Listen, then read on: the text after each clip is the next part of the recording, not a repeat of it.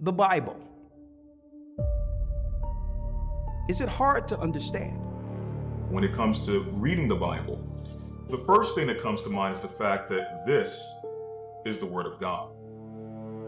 The seals have been broken, and the truth is here. And when we go throughout the scriptures, when we go throughout extra biblical records, we find that the language that God employed, that He used to create the heavens and the earth, was the Hebrew language. Christ said, I came for the lost sheep of the house of Israel. But yet no one, no religious leader, no religious church out there anywhere can now identify the 12 tribes of Israel. Can we? God is quite simple, but it seems as if man makes understanding him hard. What are those mysteries? The truth of your book and the truth will make you free. The Hebrew and Bible Academy, you're invited.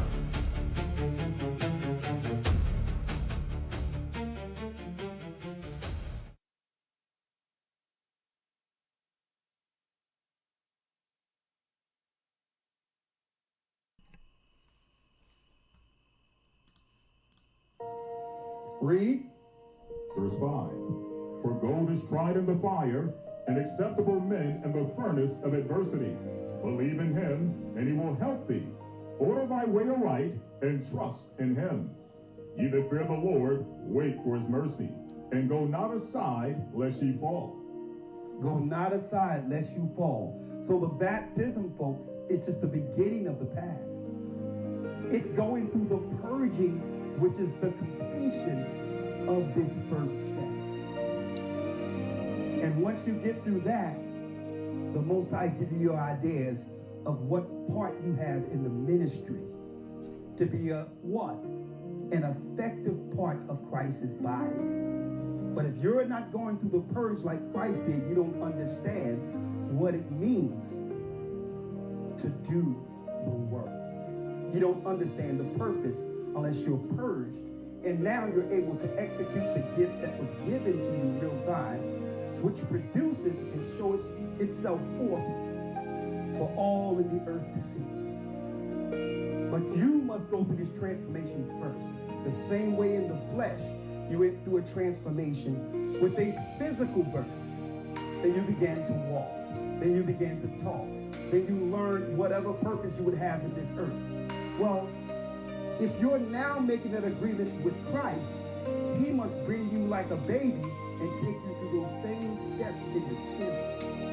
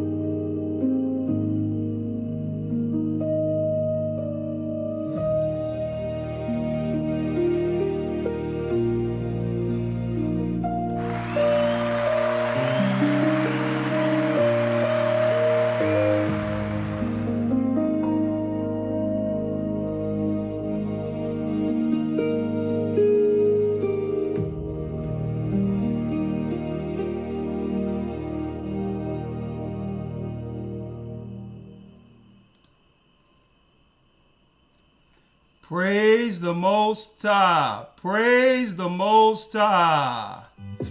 And where we gonna rise up and repent from our wicked ways? Don't wait, I beg the valley, stand up. I promise we will be okay.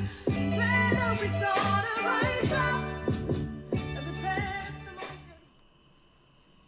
Let's do it from the beginning. When you go into the water and come back up, the old man dies and you come back up new, just like how Christ came back new.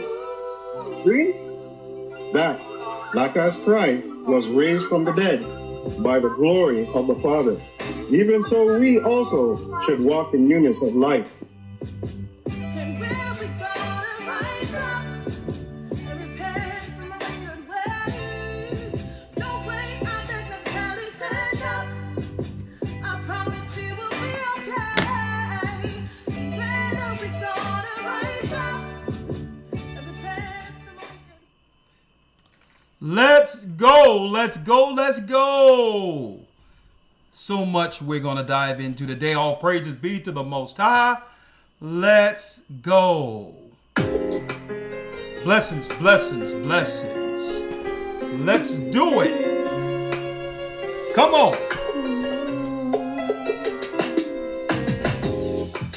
The East is where we're from. Come on. The 12 tribes of Israel. In 721 BC. 721 BC. Hit that like button. The Kawada, Assyrian Maria. king, he took us down, we fell. With the great escape we went through the Euphrates. The Lord held the water still. Blessings, brothers. Hit the like button, brothers and sisters. Ladies and gentlemen.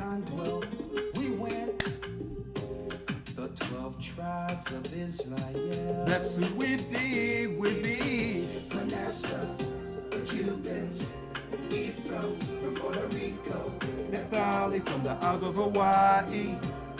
the Lord is calling back Israel. Babylon from Panama, Gad, the North American Indians, Simeon, the Dominicans, our highest gathering Israel. the Arabs and Africans told us To gather our wives and children, then sold us. Hit that like button. Come on. of these great ships we traveled and fed. By the rivers of Babylon we found our brothers here. A higher gatherer.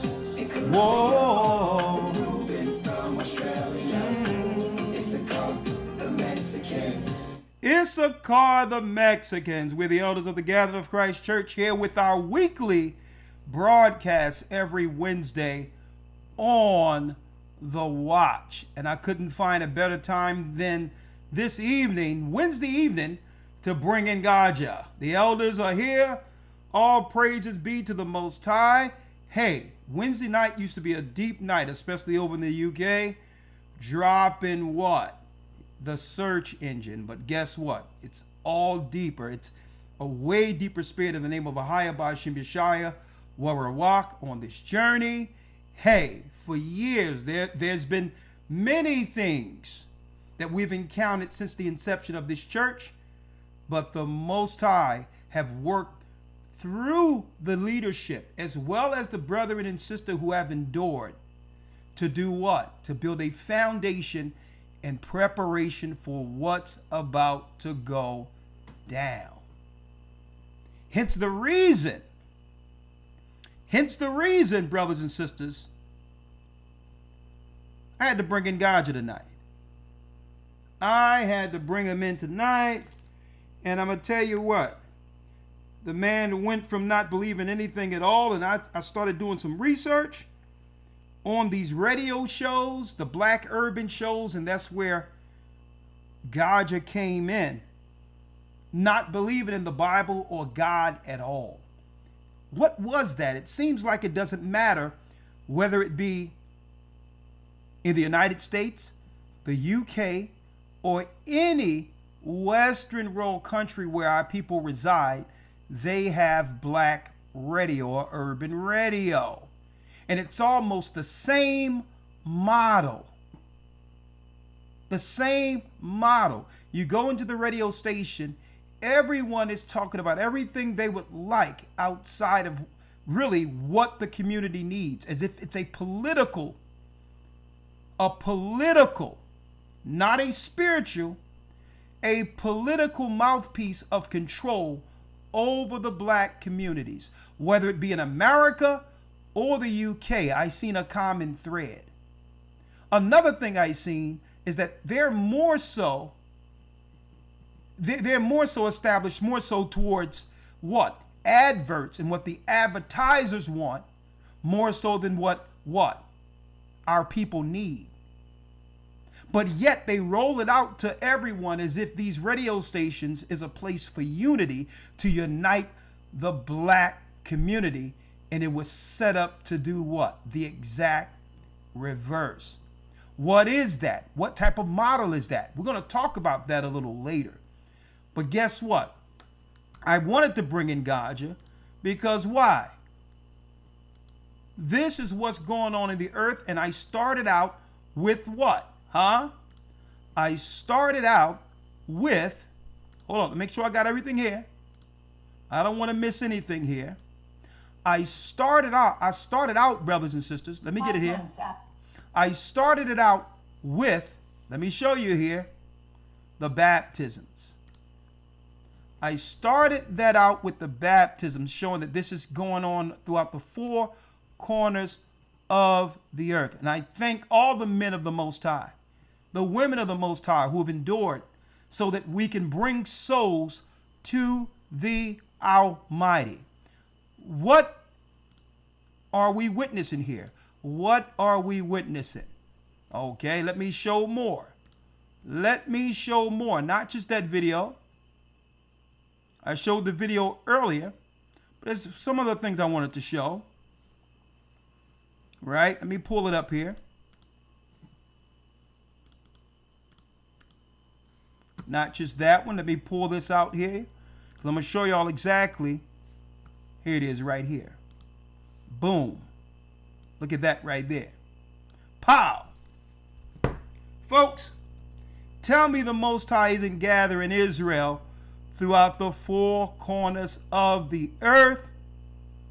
Our first baptism in Tokyo. In Tokyo. Servants of the Almighty, adding souls to Christ's kingdom.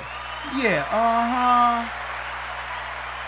And this gospel shall be preached throughout the four corners of the earth, and then the end shall come. You have the Anu tribe who went into Asia, into different parts of Japan and China from the diaspora when the 10 tribes left Samaria. We have found our brothers and sisters who were baptized, who's going to what? Spearhead the ministry in Asia before it's over. And we thank the servants who have stood tight to save souls despite all of the roadblocks and anything that can come in to attempt to deter the work of the Most High. More souls have come to Christ. How you doing, elders? How y'all doing? Elder Lawyer, talk to me. Shalom, sir. I'm doing well. Doing well. Glad to be here. How about yourself? I am blessed by the Almighty. The reason why I have them on an open microphone, because I wanted to make sure we can all hear each other. All right? Because I have Gaja coming through Zoom. Blessings, Gaja. How are you? Shalom, elders. Blessings, man. Praise the Most High. Good to be here. Ready to go. Ready to go. Blessings, blessings. And how's the family? Hey, man. Everyone's blessed, man. Praise the Most High. All right, all right. And you know what it does to me, my brother, when I see souls going into that water, making that agreement with Christ. Yes. When I go ahead. Just a correction. The sisters, that was Hong Kong. Hong Not Kong. Tokyo, Hong Kong. Hong Kong, Yeah. not Tokyo. Hong Kong, China. Okay. But we did have a baptism in Okinawa a few months ago. There it is. Tokyo. Yeah. Japan Yeah. is getting the Yeah. truth is in Japan. So Yeah, so we're doing it. You know? so we baptized Okinawa, Japan, right? Yeah. And then we Yeah. have here. This was actually Hong Kong, China. Yes, sir. Look at that. I was still stuck with you saying that we have some people in Japan, but China. The Ainu tribe came over into both of those areas. The Most High is bringing back the children of Israel. All praises be to the Most High. That is what the work is all about. Having people whose souls were lost connect with the Almighty before his return. And yes, we're coming into the last trump. Speaking of the last trump, diving right in, right? Before I go in, Elder Lawyer, please explain to the brothers and sisters what to expect week 3 of the Academy before we jump into the topic. Because why? This is going to be a deep discussion this evening.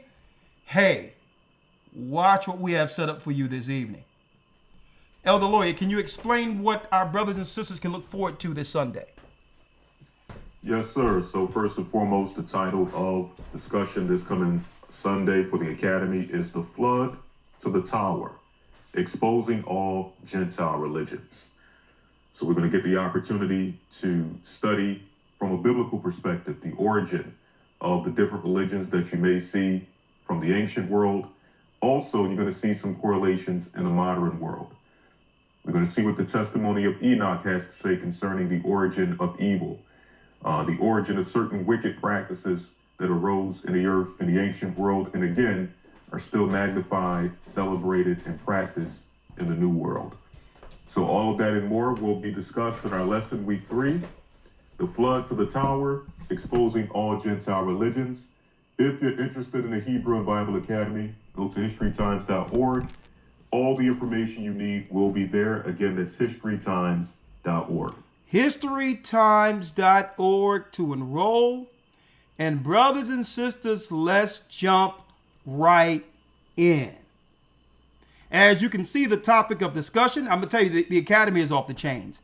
And we're still taking enrollment, so come on in. You'll get the first 2 weeks of everything, the news. And after you see what we drop in tonight, the news, the Hebrew 101, like none other than the earth, teaching you the foundation of learning the original Hebrew language, and it transfer into, even if you deal with the modern Hebrew, it helps you understand that also. And guess what? The lessons are not like anything you've ever experienced learning the Bible. Go to historytimes.org to enroll. Now, let's talk about our topic tonight. Let's go in. Now, we're going to do things a little different tonight, my brothers and sisters. Because sometimes our topics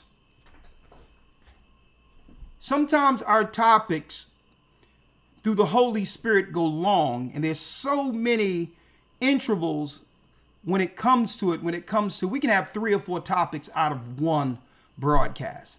But I thought it would be easier if we can break it into 3 separate sections that have what? Timestamps. So that if someone wants to jump directly to when the subject changed, the timestamps will be there, right? So to help the future viewership when you come to see the videos over. So tonight we're dealing with the Babylonian model for infiltration. Tonight you'll understand, brothers and sisters, the model we see in the earth today when it comes to religion, politics, as well as the last model they're using for insurrection, immigration. It's all the Bible. The Babylonian model for infiltration. The first part we're going to talk about, hey, we're nearing the last Trump, is Trump. Number one, Trump. What are they keeping from Americans when it comes to international news? That's number one, Trump. Number two, y'all gonna like this, y'all. Esau's confessions. Esau's confessions, quite interesting. Number three, the Trojan horse strategy. These are the 3 points we're going to hit on tonight that will give our brothers and sisters full understanding as to where we are and what's going on prophetically. And at the end of it, what can we do? Okay, what I like to do is bring real-time prophecy so that when you see the news or see whatever, you don't go with exactly what they are trying to do with the news. You see in between the news with prophecy. And by doing so, prepare. Well, first and foremost, let's go here. Number one, Trump.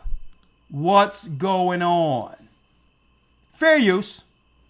After the United States went to war to stop Iran from advancing its nuclear program, the U.S. is reportedly inking a deal to allow Saudi Arabia to create a nuclear program. The agreement between the two nations supports the creation of a civilian nuclear power program in Saudi Arabia. Relations between the U.S. and Saudi Arabia have been strained because of the war with Iran, and there are questions about whether international inspectors would have full access to nuclear sites inside Saudi Arabia, and if all of this could lead to the Middle Eastern nation diverting fuel to create a weapons program.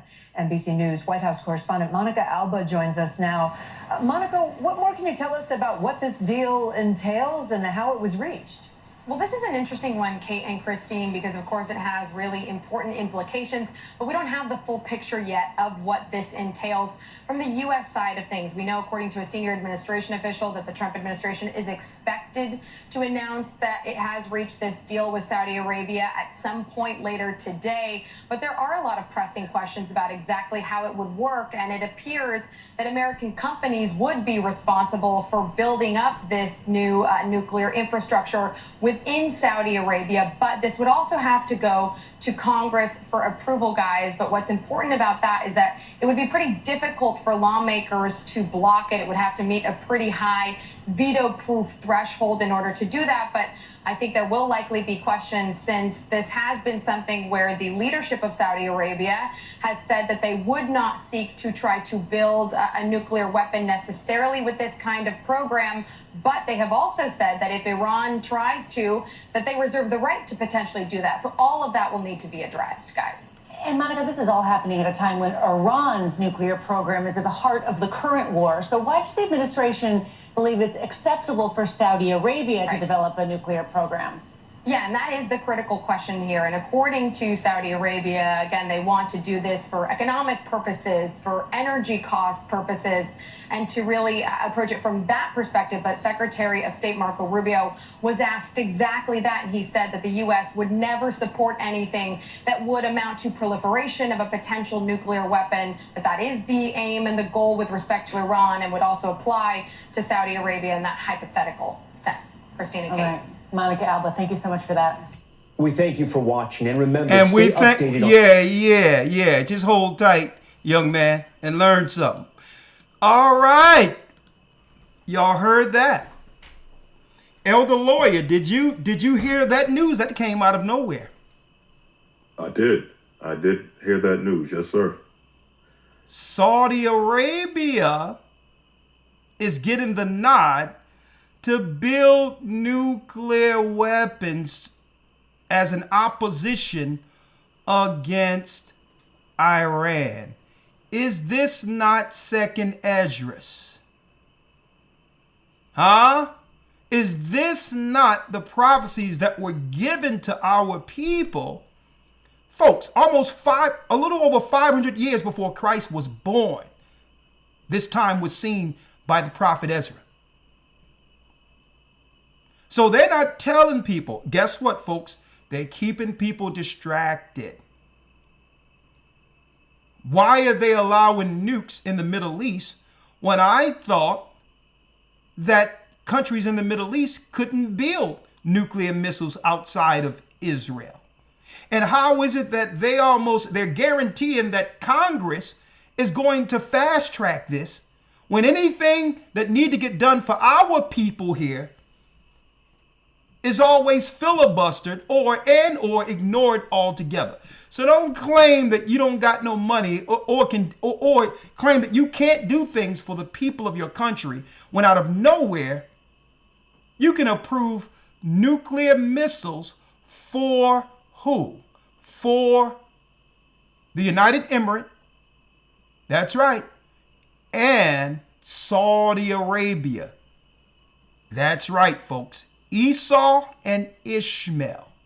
So what does this mean? First of all, if any of you have anything to say on that, I can give it to you first, Elder Lawyer, then you, Elder Gadja. No, sir. No, sir. No, nothing here. What about you, Gadja? Yes. For me, it don't make no sense. Like, how does Congress approve nukes in a country that's not theirs? You get me? It don't make no sense. Nukes already there.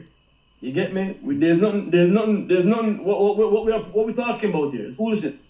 You with me? Yeah. So when the news come on and talking about them approving, it's already there.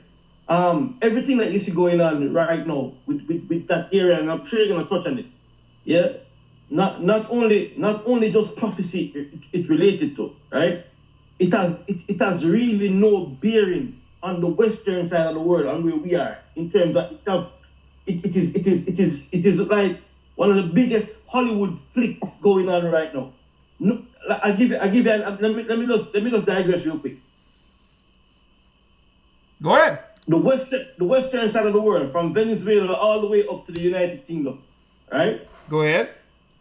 Does not need Middle Eastern oil.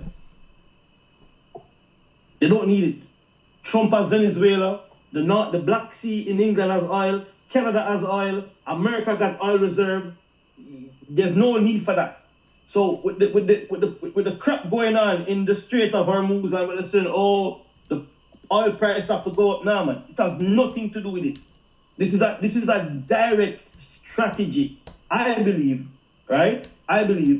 Direct strategy to collapse the world economy, to collapse it as we know it right now, to implement a new order, the new world order. That's what they're doing right now. So this talk about Congress approving nukes in sorry, it's horse manure. Well, total horse manure. Okay, well, let's put it in context for those, and I'm going into the Bible in a minute. Elder Lawyer, make sure you grab that out of Esdras for me. About those bombs, those stars moving around, right? We're going straight to Esdras. We're going to the 15th chapter and the 16th chapter of Esdras. Right? Let me know when you have it, Elder. Because I'm going to show the prophetic side of this, but you're right, and you're right on point. This is really not about whether or not the oil resources will dry up for the United States, but they're going to make the Americans believe that there's what? That there's no oil reserves as a form of control. Once they bagged the Venezuelan president, they got all the oil they needed. That's why they went there first. But the whole deal is the artificial scarcity can now have them balance the oil prices that keeps the people at bay when it comes to what? Not being able to maximize their earn. Oil controls all of that because why? If those trucks do not bring the oil, guess what? The oil comes through trucks. Think about that. And planes and ships. So it slows everything down, which makes all product left what? Shoot through the roof. So that's why you see all your products getting smaller and smaller, because they're claiming they are what? They are reserving the economy based on a lack of oil reserves. So once they do this and say, hey, this Middle East thing is happening, they can shut things down, only give you a few gas stations to use or petrol stations to use. And at that point, it lowers everything when it comes to product, including food, which leads to the famine. It's a way of control. Now, the question is, why are they doing so much panicking in a sense to try to control the economy? Well, brothers and sisters, this is where we come in.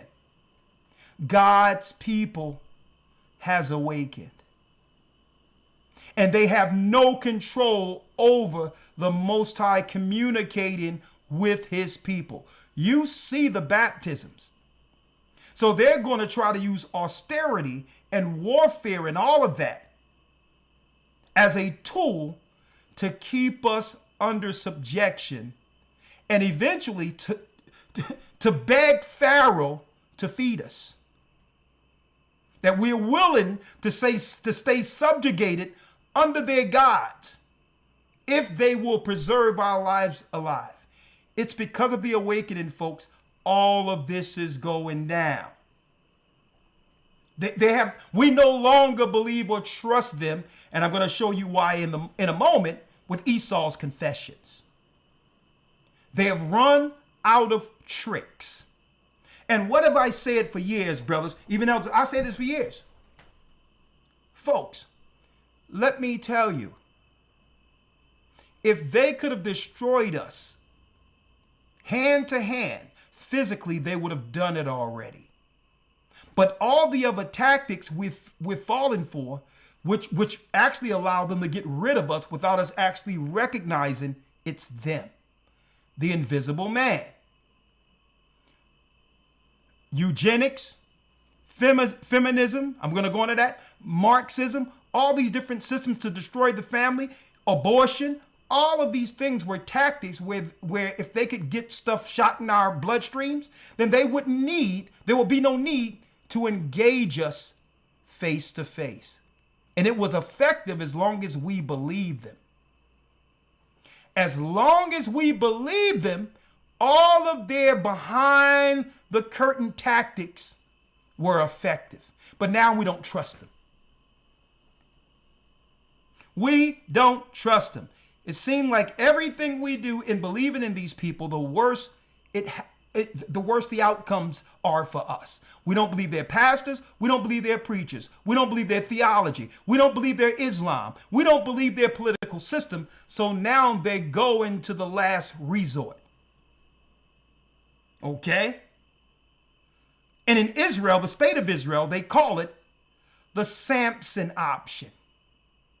If we can't control the system, we'll put our hands between both of the pillars, Republican and Democrat, and crash the whole darn thing down. If these people won't allow us to rule over them willfully, we'll take ourselves out with them. Folks, this is what they are agreeing with, brothers and sisters. In this agreement with what? With the Middle East, with Saudi Arabia.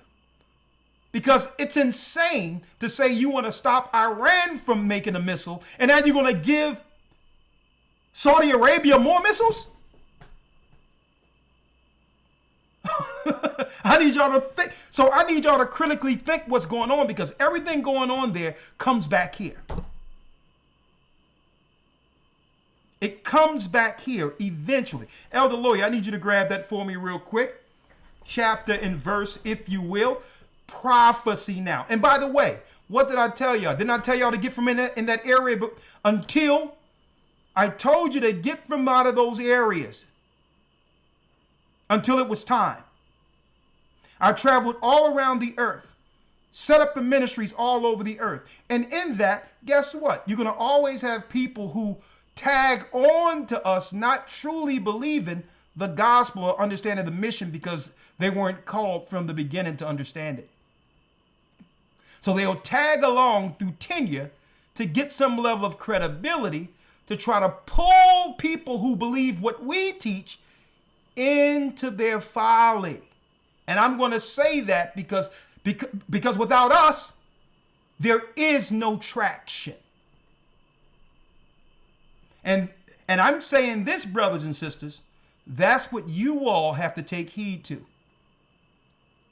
Always see the work in front of you and understand who the Most High have called to do what we're doing. And guess what? He's continually, he's continually communicating with his servants who are on the path to get all people in preparation with their white robes before his return. Look at here. What did I tell y'all? Before I go into that, Elder Lawyer, because I know you're holding that for me, right? Chapter and verse. Put that out there for everyone first. Yep, 2 Ezra 15 and 28. 15 and 28, I need you to hold that. And I need y'all to check this out as we segue to the next part in one moment. I told people, look at this. I've been checking out international travel. Jordan flight cancellations continue as Iranian attacks disrupt air travel as of July 21st, as of yesterday. And they are pinpointing what? The Western, listen here. The Western countries in particular, going back to America, UK, and other areas, it's hard to get back. Travel at all from the airport is shut down, but let alone get back to the West. Now, so so that y'all cannot claim you didn't hear it here first, okay? It's 8:37, Wednesday, July 22nd, 2026. Okay? I told people years ago when they was letting troops in the United States, calling them what? Migrants. Allegedly. I said, listen, they're bringing in people from other countries to destabilize America because America has guns. Every citizen, the majority of the citizenry is armed. Right? I also said, listen, what they're going to do once they strike Iran, the American people aren't going to want to be a part of this because it's Israel's fight until America lose soldiers. And that's going to give them the moral high ground to go full, I'm going to tell you, full metal jacket on Iran. Then they should say, they're publishing it all over the place that they just lost 2 soldiers. And guess what? They dropped soldiers in Iran on foot yesterday. So remember I told y'all, I said this stuff years ago, folks. Their playbook, it's all scripture. And I'm going to tell you what's going to happen now. Guess what, brothers and sisters? According to the Iranians, you would never guess the highest, listen to this, the highest valued hostages. Who would be the more valued hostages for the Iranians? Americans.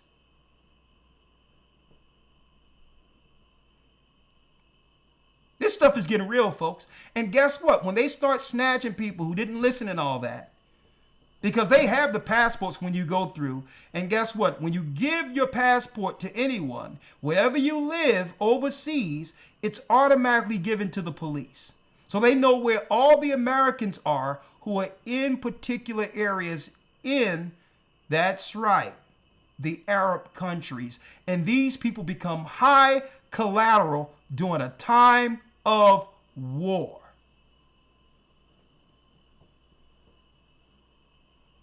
So I try to warn people, and people try to think that, okay, who he think he is? Hey, the Most High ain't only dealing with him. Listen, it's your life. We're all adults. But guess what? Don't try to blame me when something go down with a full adult who claim that the Most High was dealing with them as to why they're in the scenarios and the situations they're in. Several flights at Jordan's Queen Aliyah International Airport have been canceled amid continuing Iranian attacks. I told you all. Sirens rang out across Amman on Monday evening, warning people at aerial threat. Jordanian military later said its air defense system intercepted 3 incoming Iranian missiles. No material damage or casualties was caused by the interception, authorities said, without specifying the target of the attack. Okay, now guess what? This is why they're going into the nuclear, allowing the nuclear missiles that are already there to be shared, if you really want to know, by Saudi Arabia. This is why, folks. Understand this, folks. They understand it's about to get crazy over there. It's about to get crazy over there. They're doing this because why? Iran is disturbing flights, the Strait of Hormuz, all of that, and are threatening to knock out the aquifer systems in the deserts where none of these countries can survive because they built it within a desert without the aquifer systems that actually water the deserts. That's what they threaten to do. And Iran claim, and this is prophecy, we ain't on either side. We just got popcorn. We're just reporting on it according to the Bible. Okay? Let me make it clear. We're not for Iran. We're not for none of them. We're for the Most High. Let me make that clear. But Iran said that they're not walking into any more agreements. They're not at the table, and it's all out war as far as they're concerned. And no one is talking about that and what that means. But the Bible will tell us. So I tell you what, only thing we can do, the same as prophets in the Bible, is tell the people what the Most High said. That's it. And then walk accordingly, according to the Almighty, for those we are responsible for.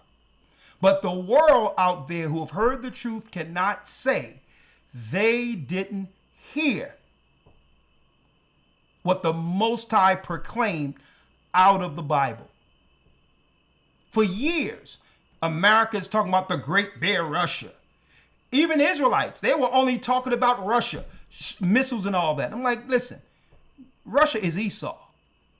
There's Russians running all over through America, real estate agents and everything. Russia is not the problem. And I said it years ago, according to the Bible, Iran is when the clock strikes midnight. When that began, understand that all the prophecies will unfold that would lead to them what? Locking down the earth eventually, because what? There's not going to be any terrorist attacks or false flags. When they start hitting Iran and all these other countries are going to start doing things to cause disruptions all throughout the West. I said that for over a decade through the Spirit of the Almighty, not because I'm a know-all and all that, because the Bible said it. And I warned the people about it. Elder Lawyer, if you will. Chapter and verse. Yes, sir. We're in the book of 2 Ezra 15 and 28. Let me grab it here. 2 Ezra 15, verse. Hold on, let me turn it up a little bit here.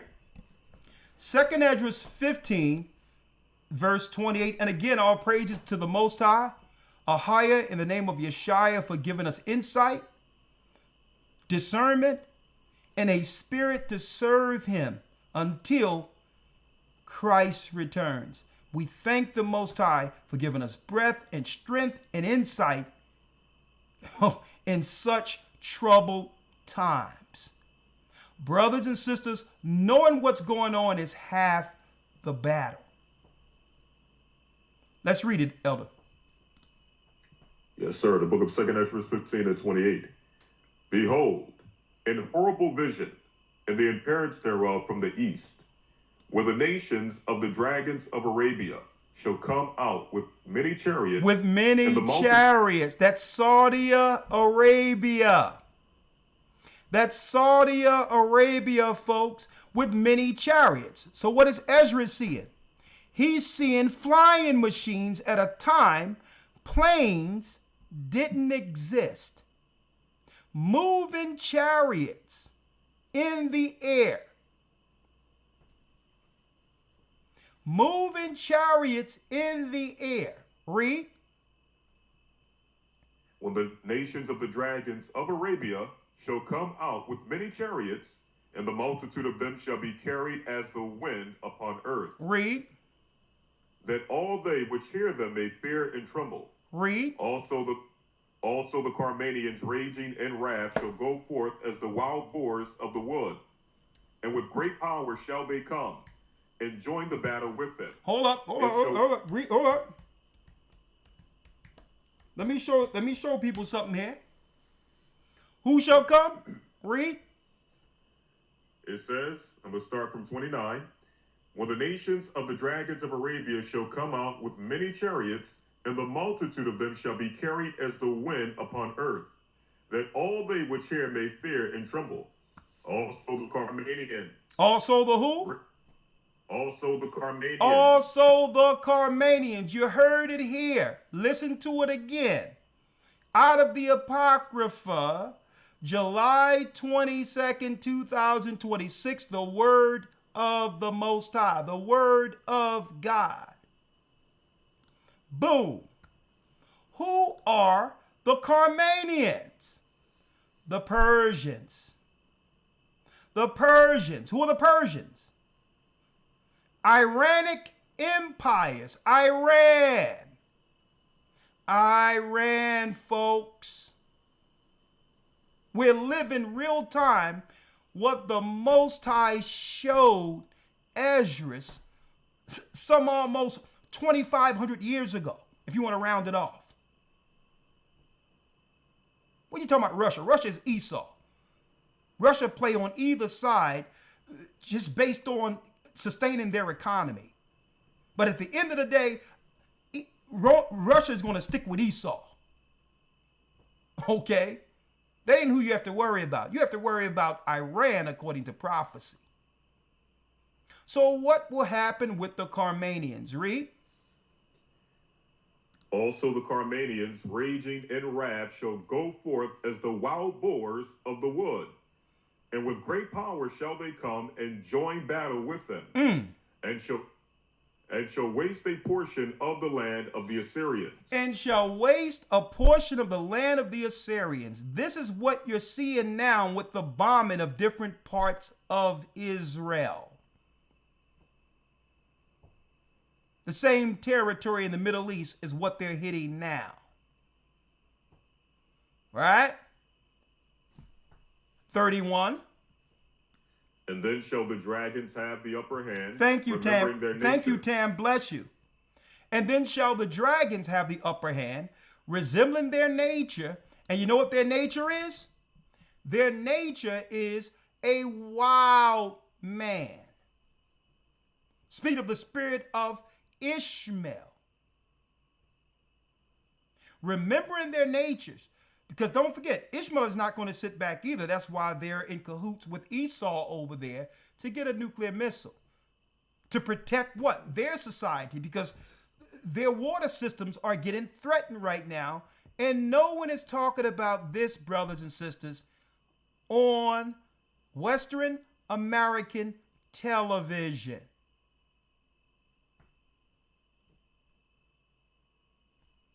And what? Let's read. It says here, and then shall the dragons have the upper hand, remembering their nature. And if they shall turn themselves, conspiring together in great power to persecute them. So they're conspiring together in great power to persecute them. So there's infighting in the Middle East with a separation between who? The Saudi Arabians and Iran. Huh? You would think that this prophecy was written in our current what? News cycle. And I used to think about it. Why is these Saudis allowing Israel to grow in the Middle East to destroy an empire that they deem their Muslim brothers? They were together for years, well before 1948. What is this interest to side with America and or the state of Israel against people they've been neighbors with for thousands of years? But folks, Ishmael is going to go down with Esau. The Persians are a different race of people when you do the research. And that's why you need to get in that academy and figure things out. I want to put that out there too. A lot of us thought you got a rag on your head, you all the same people. You say assalamu alaikum, huh? Just to add to that. Yeah. The Chinese are related to the Persians. The Chinese are more related to the Persians. Yeah, so they're family there. When you look at the old maps, China and Persia are cousins. Exactly. Now, you talking about Madai? Yes. Through Madai. In Ezekiel, the 39th chapter, it tells you that the Most High is going to put prong hooks in them jaw and pull them in. Yeah. Now, I believe whatever goes on in the Middle East, right? Whatever goes on down there, China is going to be in the thick of it, because you can't attack that one without that one saying something about it. They're in it together. They're in it together. The whole point that I was trying, and this is where it comes in. This is where, because a lot of our people, we see just Arabs in the Middle East saying assalamu alaikum, walking around the rock and believe they're all the same people with the same interest. No. The example I can give you in our society, just say if you have a blood and crip who goes to separate mosques. Even though they worship the same rock and bow 5 times a day, when they leave the rock, one puts on a blue bandana and another put on a red, and they fight on either side. So I'm showing, what I try to do is illustrate so our people can understand geopolitically and make it simple what's going on over there in relation to how it comes back here and relates to us. So one point you made that was exact. So where's the dividing line? Gaja, you made it clear. A lot of people didn't know that part of the Iranian faction are actually Asians. They're Asians in connection with who? China, through blood, through the ancient bloodline of Madai. So that's that split in the Middle East, even though all of them, the majority of them, worshiped some sect of Islam. We thought they were all together and wondered why they would allow white men to come in and divide them. Well, they're different races of people, and they have different interests. The Saudis are Ishmaelites who are what? Who are aligned with Esau, our big brother, in a conspiracy to destroy us. Iran don't serve that interest. Iran serves a different interest that they believe is prophetic, that they were made to fight the final war against whom they call the great Satan. And again, that's between them and them, because we don't serve, Allah's not going to be able to help either side when it's all said and done. Let me put that out there. So I'm telling you, but a lot of people think because the Middle Easterns, they all have things in common and worship the same God, that they're the same. No. The United Emirates, the Saudis are Ishmael. And there was a little land in Idumea. It was a valley between Mount Seir and the land of ancient Israel, where Ishmael and Esau got together in council to conspire against us if one day we fall from grace. How they would work together to keep us on the bottom. That's why even before Esau enslaved us, Ishmael did. So I'm bringing it around to a lot of you. I'm trying to bring it around so y'all can understand what is a schism, how Esau was able to get in there and have allies in the Middle East, even against Iran, without all the Arabs standing together in the Middle East. Iran is a different family. See that? So they may come over here, get off a camel and get themselves a gas station, and whether they be Arabs or Lebanese or whether they be whatever they are, and we think, okay, they're all the same. Let me get a Slurpee. Well, guess what? It's way deeper than that. They're not the same. Okay? Let's finish reading, Elder. Yes, sir. One last thing on that, not to mention, they follow two different branches of Islam. Yeah. One is predominantly on the Saudi Arabian side, predominantly Sunni. On the Iranian side, they're predominantly Shia. And there's already pre-existing issues in regards to that Esau was able to exploit. He's able to exploit their divide too. Because Esau, guess what? And you're going to find that out. Esau played on either side of the fight. That's a tactic you use. Being a Trojan horse, we're going to go into that. That's a tactic they use, elders. That's a tactic they use, knowing that they are what? They're smaller when it comes to, in comparison of any other race. So they must work on either side for the sake of self-preservation. And usually what they'll do, they'll fund both sides to some degree, and then once they see who's losing, they'll get on the winning team just to survive long enough until the winning team figure out that they let an enemy in, and then Esau keep going with that. And then you figure out what's going on, and Esau say, well, hold up, I was your friend, but they've already been massaging and grooming another friend to fight against you, to latch on to them once you fall. See, Exactly. So this is how a small nation survived throughout generations, causing conflicts on either side and pick the winning team just long enough to do what? To fund the next enemy they can latch to. The cunning hunter, right? All right, let's finish reading. Then these troubled, read the 2nd Esdras 15 and 32. Let's read it. Yes, sir. 32. Then these shall be troubled and keep silence through their power and shall flee. And from the land of the Assyrians shall the enemy besiege them and consume some of them, and in their host shall be fear and dread and strife among their kings. Among their kings. That's what's going on right now. Strife amongst the leadership in the Middle East, because Iran is threatening to destabilize all of their power, because the Arabs' power and the Middle Eastern power is through their oil reserves.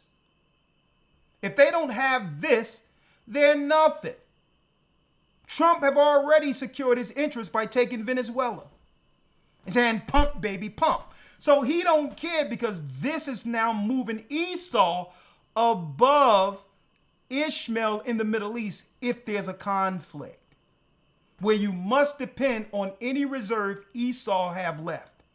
So Esau is banking on them fighting one another and bombing each other so that they can become the only superpower in charge of all of the earth's oil resources.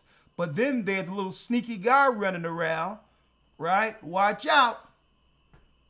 That no one is looking at, who's operating and has a stake in all of this financially, because they trade to all the countries.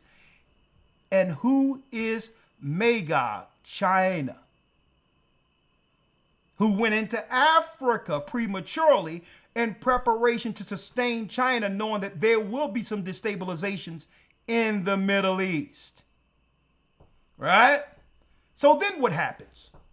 34.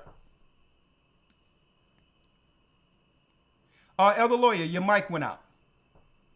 Yes, sir. It's logging. Behold, clouds from the east. Hit that like button. Hit that like button. Behold, read. Behold, clouds from the east and from the north unto the south, and they are very horrible to look upon, full of wrath and storm. Read. They shall smite one upon another, and they shall smite down a great multitude of stars upon the earth, even their own star, and blood shall be from the sword unto the belly. So what is Ezra seeing here? Heat-seeking missiles that look like shooting stars.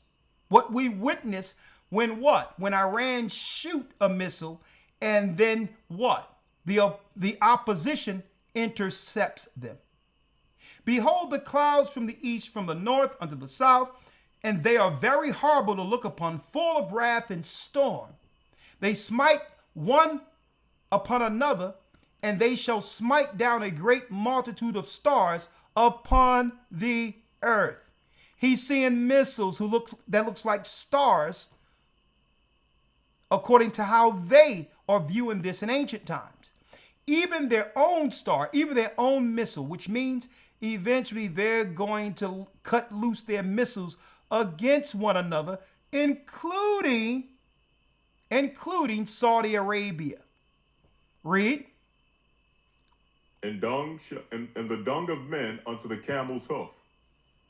And there shall be great fearfulness and trembling upon earth, and they that see the wrath shall be afraid, and trembling shall come upon them. Come on.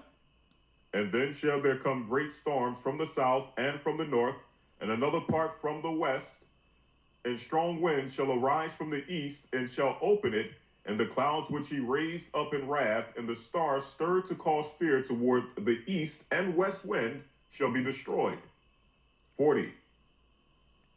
And the great and mighty cloud shall be puffed up full of wrath, and the star, and they that make all the earth afraid. And what is the star that they that make all the earth afraid? Nuclear missiles. You think that the Most High wouldn't have this in the Bible? The great destabilizer? They try to, Oppenheimer, and try to claim, oh, look, they're geniuses. These people linked with all types of dark science and occult. But guess what? The Most High allowed these people to make the weapon that would so that they could destroy themselves. How do you claim you want to be a superpower over the earth, and part of your strategy is to destroy the people you seeking to rule over? Insane. To destroy their no land, the banks can rebuild and all that. Who's going to continually trust and endear themselves to such leaders where this is a strategy? And they that make all the earth afraid, read, and them that dwell therein.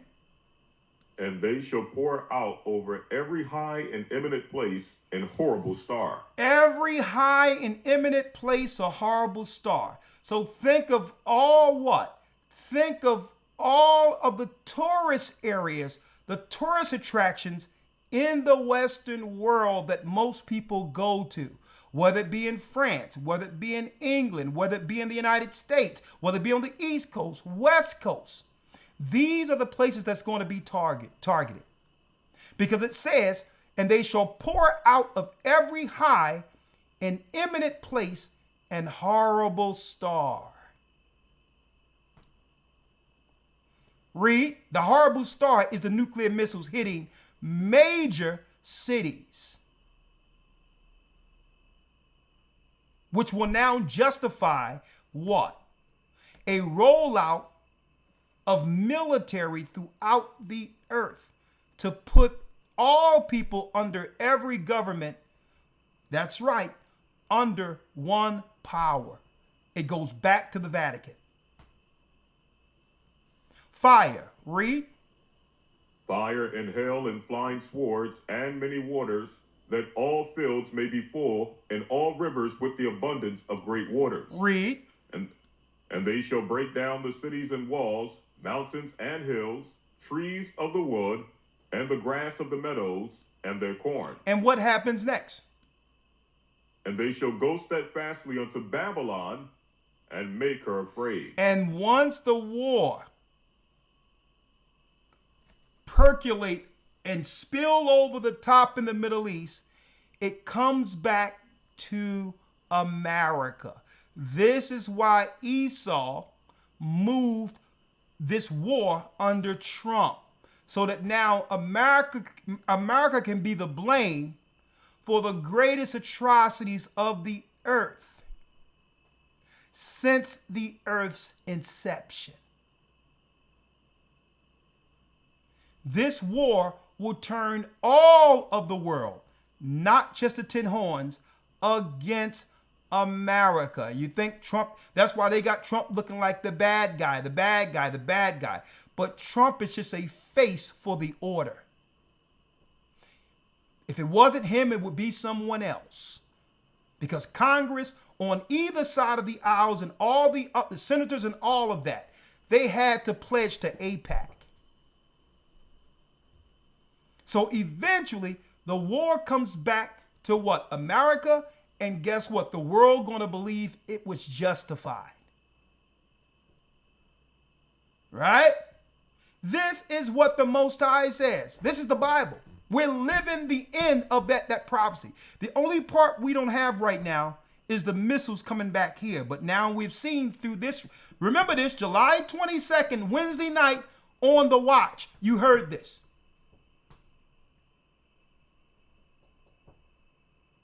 You heard this. And why are they doing it? Because they can no longer control the awakening. In order for them to come against our people, they must put the whole earth in subjection with one army to oppose God and God's people, the children of Israel on earth. They tried abortion. They tried everything, and it didn't work. We're still here. So it comes back here. Now, segueing over now, we went from Trump and what the prophecies are that no one is reporting here in the United States. And then we go into Esau's confession. I'm going to get that later. I'm going to get this later. The scammers they're bringing over here, we're going to talk about these scammers. All right? In a moment. But let's talk about, real quick, hold on. 1 second. Let me get it here. See if I have it. Boom. Right here. Oh, there it is. There it is. Let me cut it up. I said last week, well, in the academy, that I was going to play this in the academy. But I think y'all need to hear something. A few of Esau's confessions real quick. I need y'all to check this out. Fair use for educational purposes only. I just had a thought. One of the reasons white people hate black people is because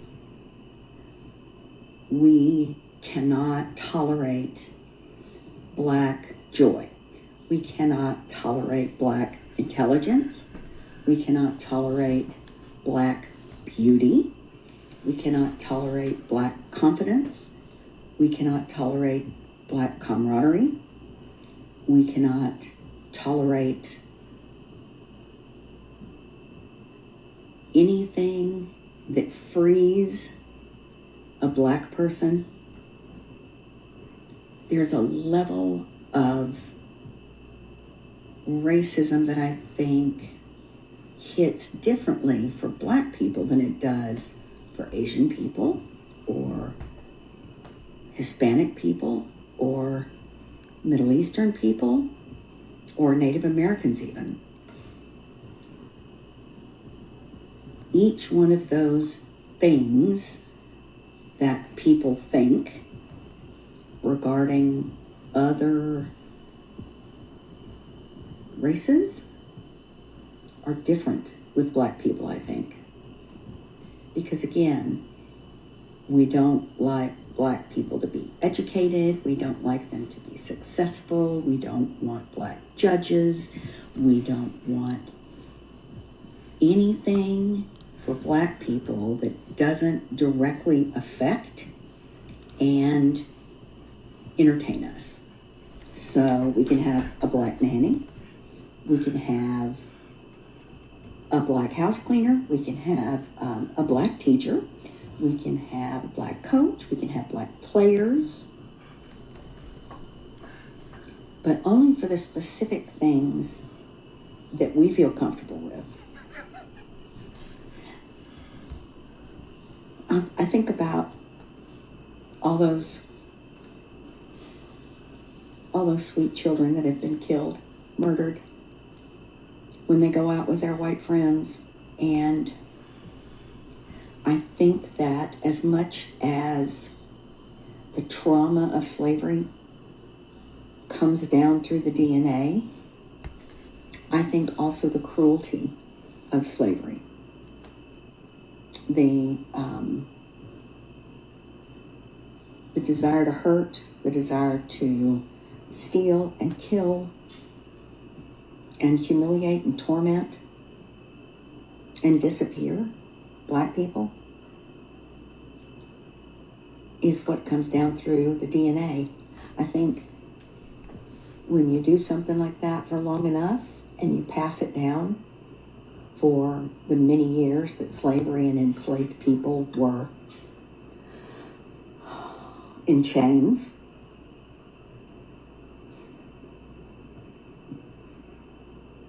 that is an instinct with us, cruelty. And I think you can see it in many videos. All the white women and white men that are telling Black kids and Black families to get the hell out of here, you don't belong. We just don't want you to have more than us, honey. We just don't want you to be prettier. We don't want you to be the beauty standard. We don't want you to be judges or anything like that. We want you to be below us, beneath us. And we've tried so hard to keep you down, and we failed so badly. Because like Maya Angelou said, still you rise.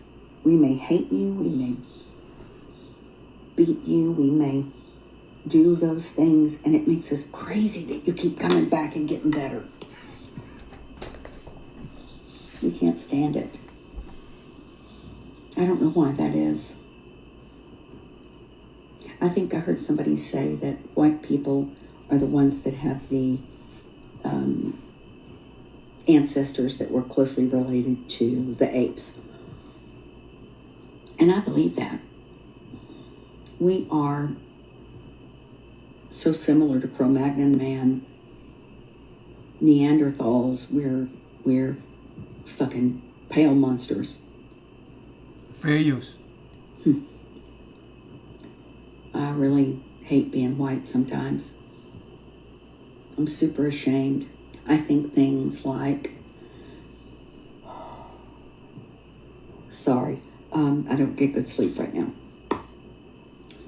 I think when I see a young Black kid with a bunch of white kids, or like I try to watch for things that are happening, and I was thinking to myself, you know, if I saw a Black kid hopping in a vehicle with a bunch of white kids, what would I do? I mean, you know, I could do anything. I could get the Black kid to come over and say, hey, I think I know your mother, come here. And then to say, you better get away from all them white boys. But I had a brown friend of mine tell me that that was silly and that it is savior-ish. Ooh, and I don't like that. White savior, white savior. Ugh. And then I still do it. I have it in me that Black people need my help. Mexican people need my help. Hispanic people need my help. Maybe they do, maybe they don't. If they do, oh, please forgive me. I'm so sorry. If they do, they'll ask. That's one thing. They'll ask. And I'll know instinctually if I'm out and about and something's happening. I can just pay attention and see if there's a way for me to step to whatever the white person is doing. I don't know. We'll see. I think the cruelty lives in us, and I don't mean it like we don't have a choice. Of course we have a choice, but it comes down as instinct, and unless we work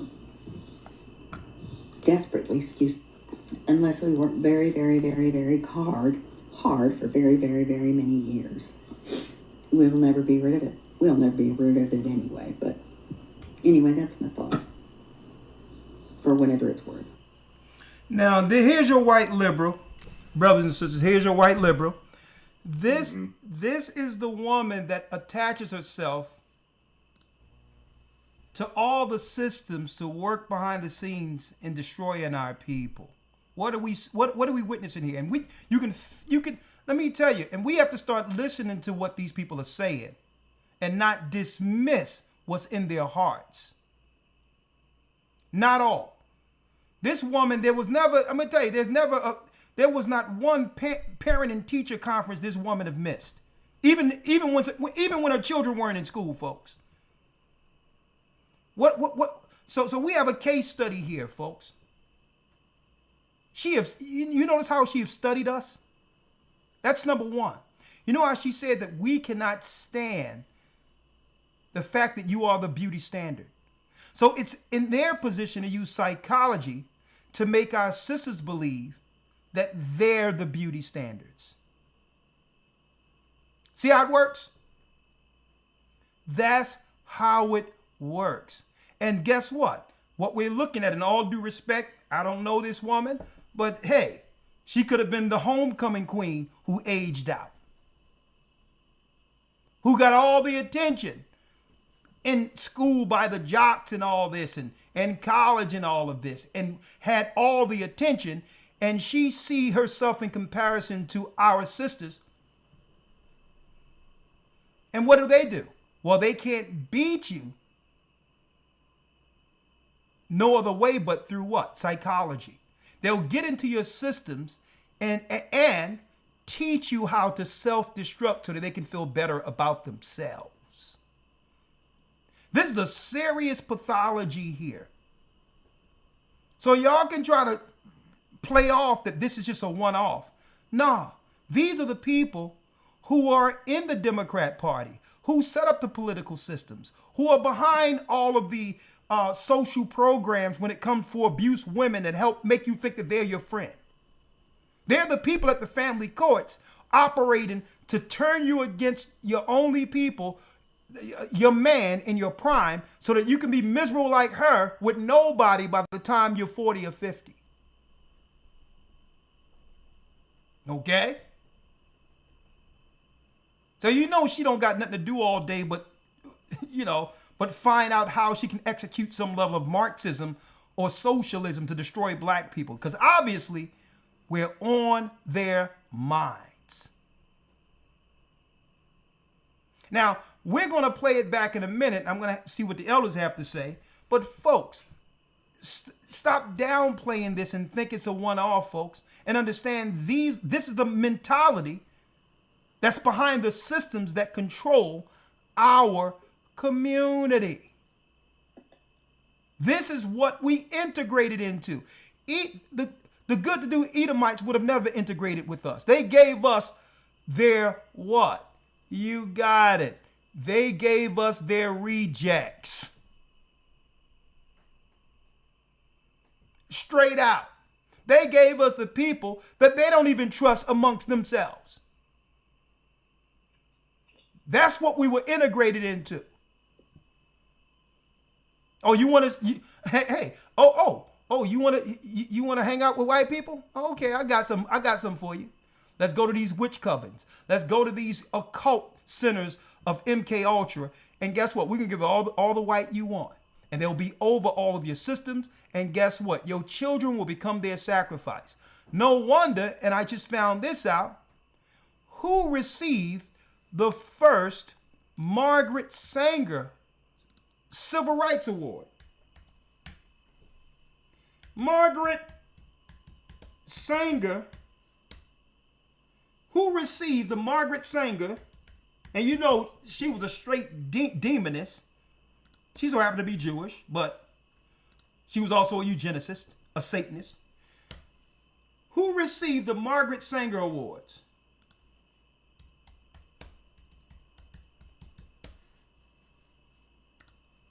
Let's see.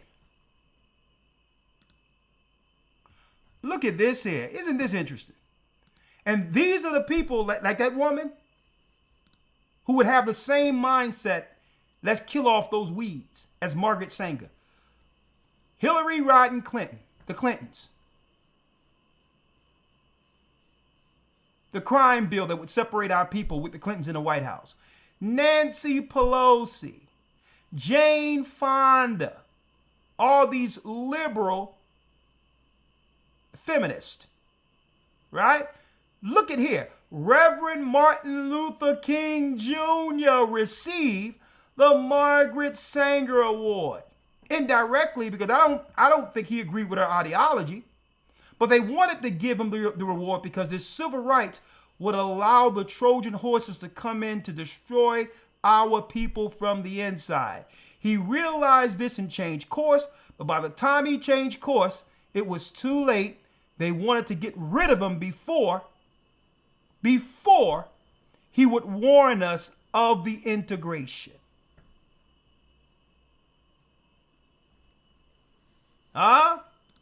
Esau's confession. We're going to bring him in. There's more. Esau's confession, fair use. About it, there's been 3 moments in history where America almost became a real democracy. Almost. And every single time, white America chose to burn it the fuck down rather than fair share use. the Fair use. So if you want to understand the mess we're in today, you have to understand the cycle. The incredible James Baldwin once said, history is not the past. It is the present. We carry our history with us. We are our history. So today I'm going to break down the 3 reconstructions of this country, and I'm going to show you the pattern. First. Okay, let me put this out there and make a disclaimer, folks. All white people aren't evil or bad people. You have to understand where Esau is strategically placed to undermine us. These are hand-picked Marxists that are in the socialist governments that are over our systems. The everyday white guy, John B, singing an R&B song, you don't got to worry about him. Okay? All right? You don't got to worry about John B. He ain't even thinking about that. He's just down with the genre. Okay? You don't have to worry about the Kelsey brothers who's catching footballs. They're entertainment. But you must watch the trust and systems that are attached when it comes to controlling our communities. You have to look right into the radio, the NAACP. You got to look into the societal structures in place that made the family courts, the clinics and all these others that goes right back to the Tuskegee experiment to wonder why diseases hover in our neighborhoods as if they're sexually transmitted diseases, but where's the entry point? Were they shot into us? And I'm just asking a question so that they can stop us. Number one, make it where we don't trust reprocreating so that they can grow while we stay stagnant.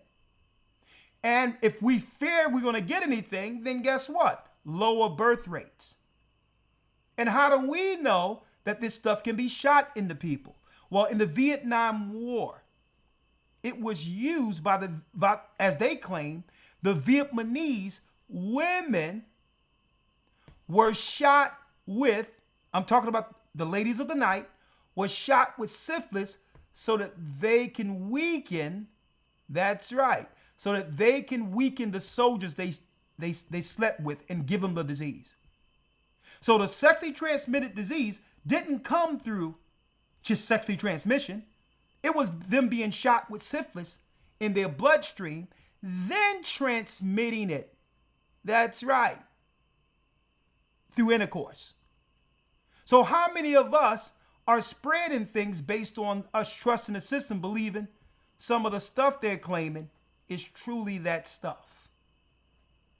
So what we have to talk about is who's over our systems and how are they destroying us inside out without presenting themselves.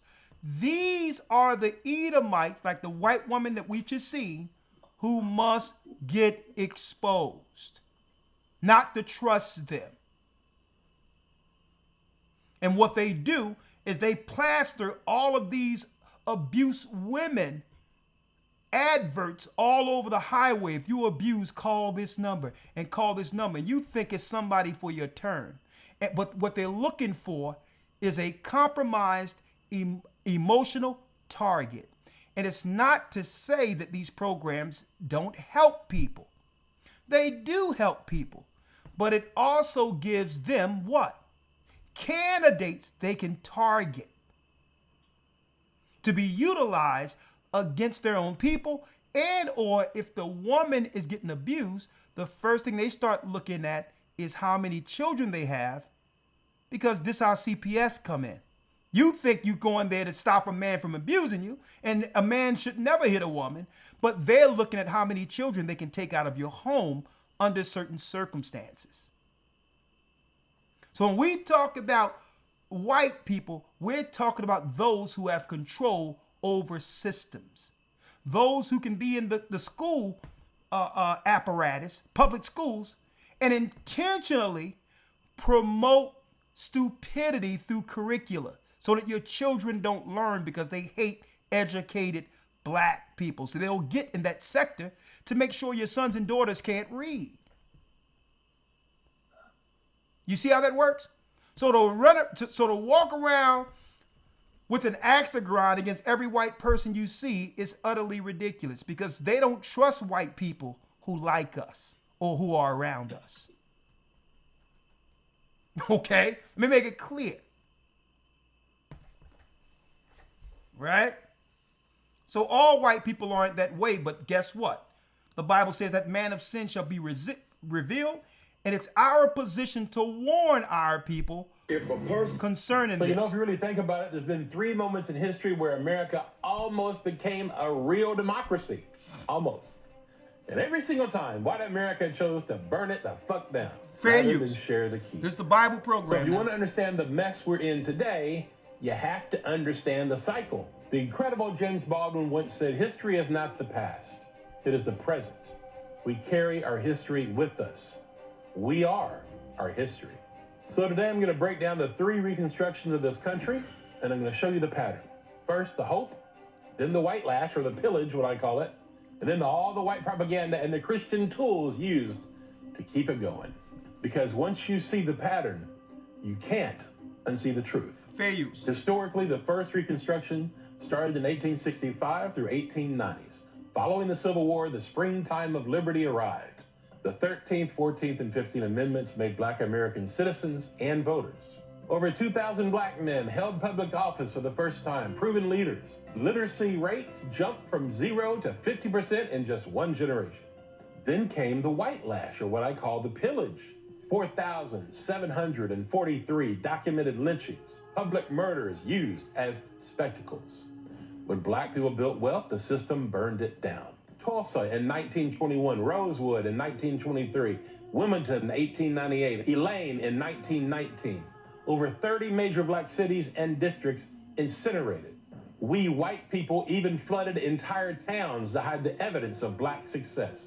Oscarville, Georgia, now under Lake Lanier. Seneca Village, now under Central Park, literally drowning the truth, just to name a few. After the pillage was the white propaganda and the Christian tools.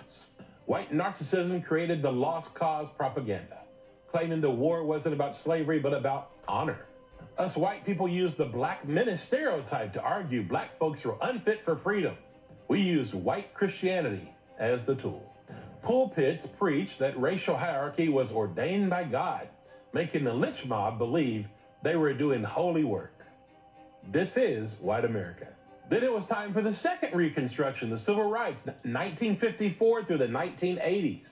The hope was the black community won Brown versus Board, the Civil Rights Act, the Voting Rights Act, the legal right to vote, fair housing, and the right to sit at the lunch counter. Integration.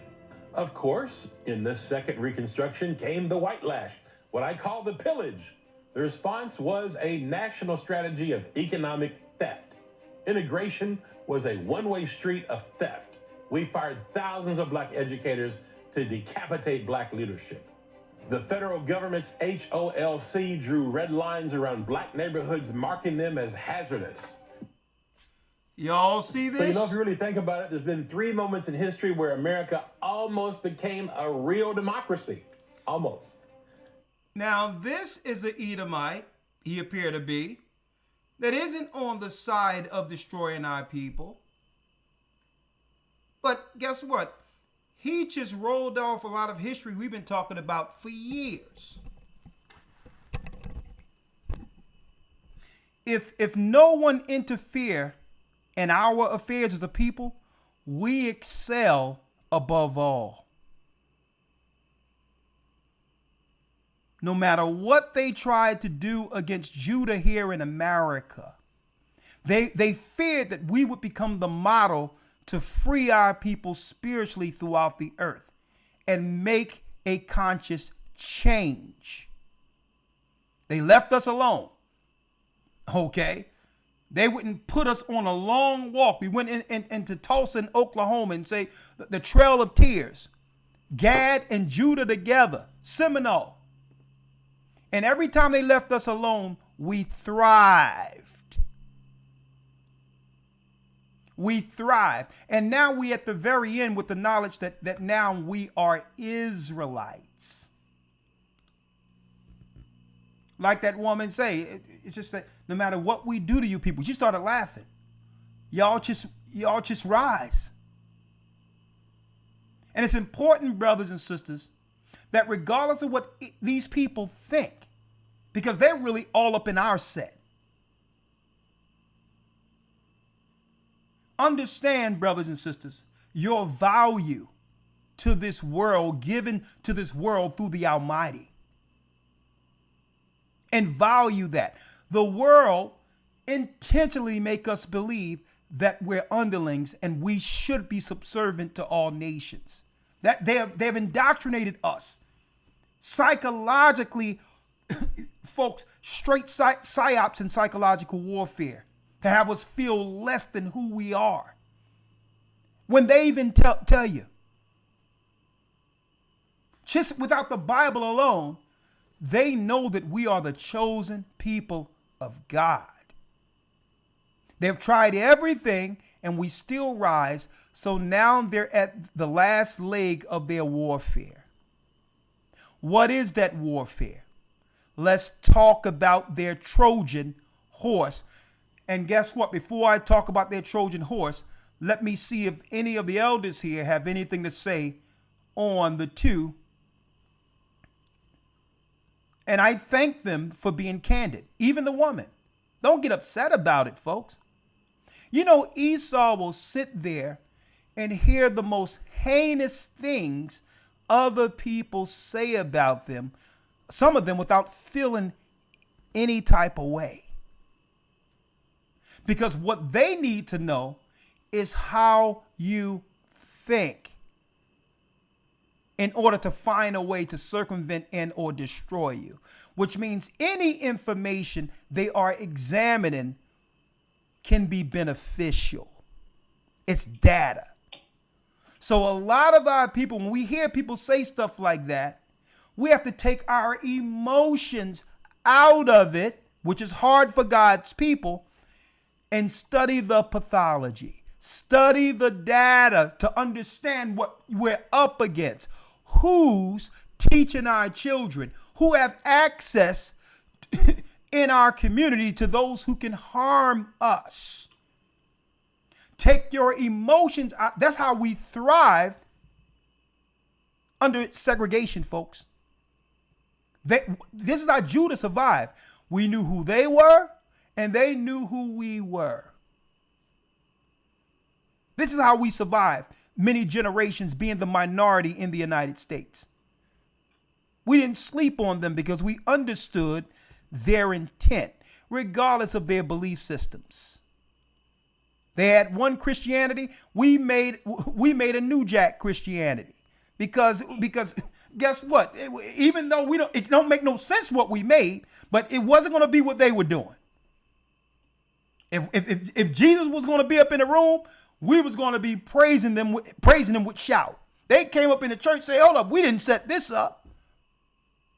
So again, sometimes, brothers and sisters, when we hear them say heinous things, listen with your spirit in your ear and take your emotions out of it so you can understand how they think. I'm talking about the enemy who have intentionally entrenched themselves amongst our people, and now they have access to our children.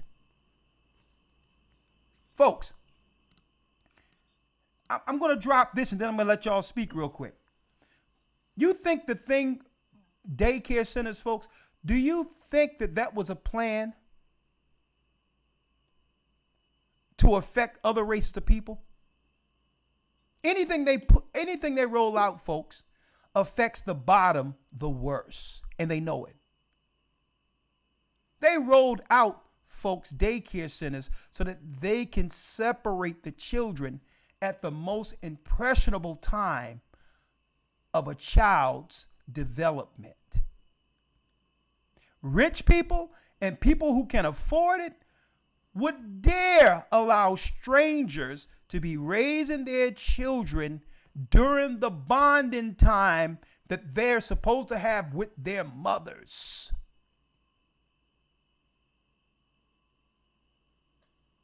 Okay?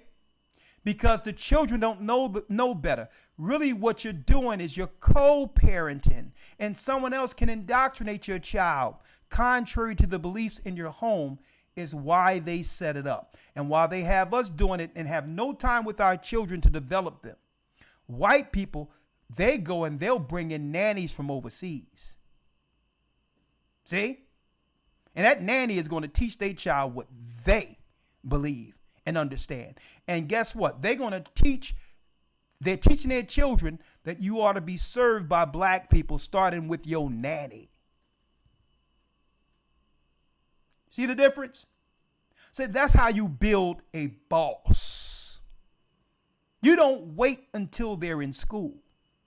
You build a boss out of the womb. They looking at us just giving our children to strangers. These nut jobs, like you seen that woman there, are the people that you checking your children into. Not all. There's some caring people, but understand the systems was made it where you can't have that effect that's needed at the most important times of a child's development. They studied that, folks. And those who have the finances and white people, I go into supermarkets and all that, and guess what? I see a white tall dude. I can tell that he's a businessman or whatever, and he got a nanny. He got a nanny from overseas or something, and all of the children are around him, and his wife is probably around the corner jogging somewhere while he's at the market, and the nanny is picking up the groceries. I'm like, and I looked at it, I'm like, you know what? They know how to build bosses. They understand the importance of the next generation. So again, take our emotions out of this and become accountable and understand what we're up against. Now, before I go into the Trojan horse, elders, is there anything y'all would like to say on Elder Lawyer, starting with you with the two Edomites confessions there? Yes, sir. Real quick. I just want to read something real quick from Wisdom of Solomon, and just jumping on the back of what you just mentioned earlier, as far as when we hear these conversations, not to be disturbed, not to get in our emotions, because a lot of what's being said out there, negative, positive, and otherwise, concerning our people, is verifying everything that we've taught, that we've understood, and that we've been bringing forward out of the Bible since the inception of this ministry. And here's one example. This is Wisdom of Solomon, chapter 2. I'm going to start at verse number 14. Hold up, Elder. Let me pull it up so they can see it, okay? Yes, sir. Wisdom of Solomon 2, verse 14.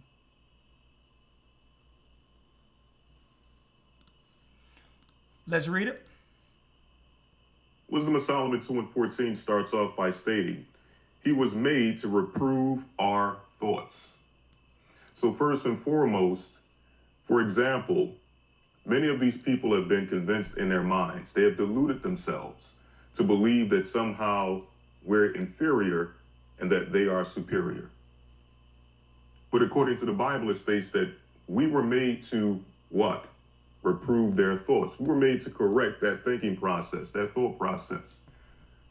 So, for example, they'll tell themselves that the reason why we're in the condition we're in, and the reason why they have been able to obtain and maintain dominance over the earth is because they have a high IQ, because they're more intelligent, because they have achieved some sort of status of high ingenuity. But here it is, we come with the Bible and we bring the understanding that the reason why you are in the position you're in don't have anything to do with your IQ. In fact, when the Most High placed you over us, it was stated that he would what? Not place the most intelligent nation over us. It states that he would place a foolish nation over us.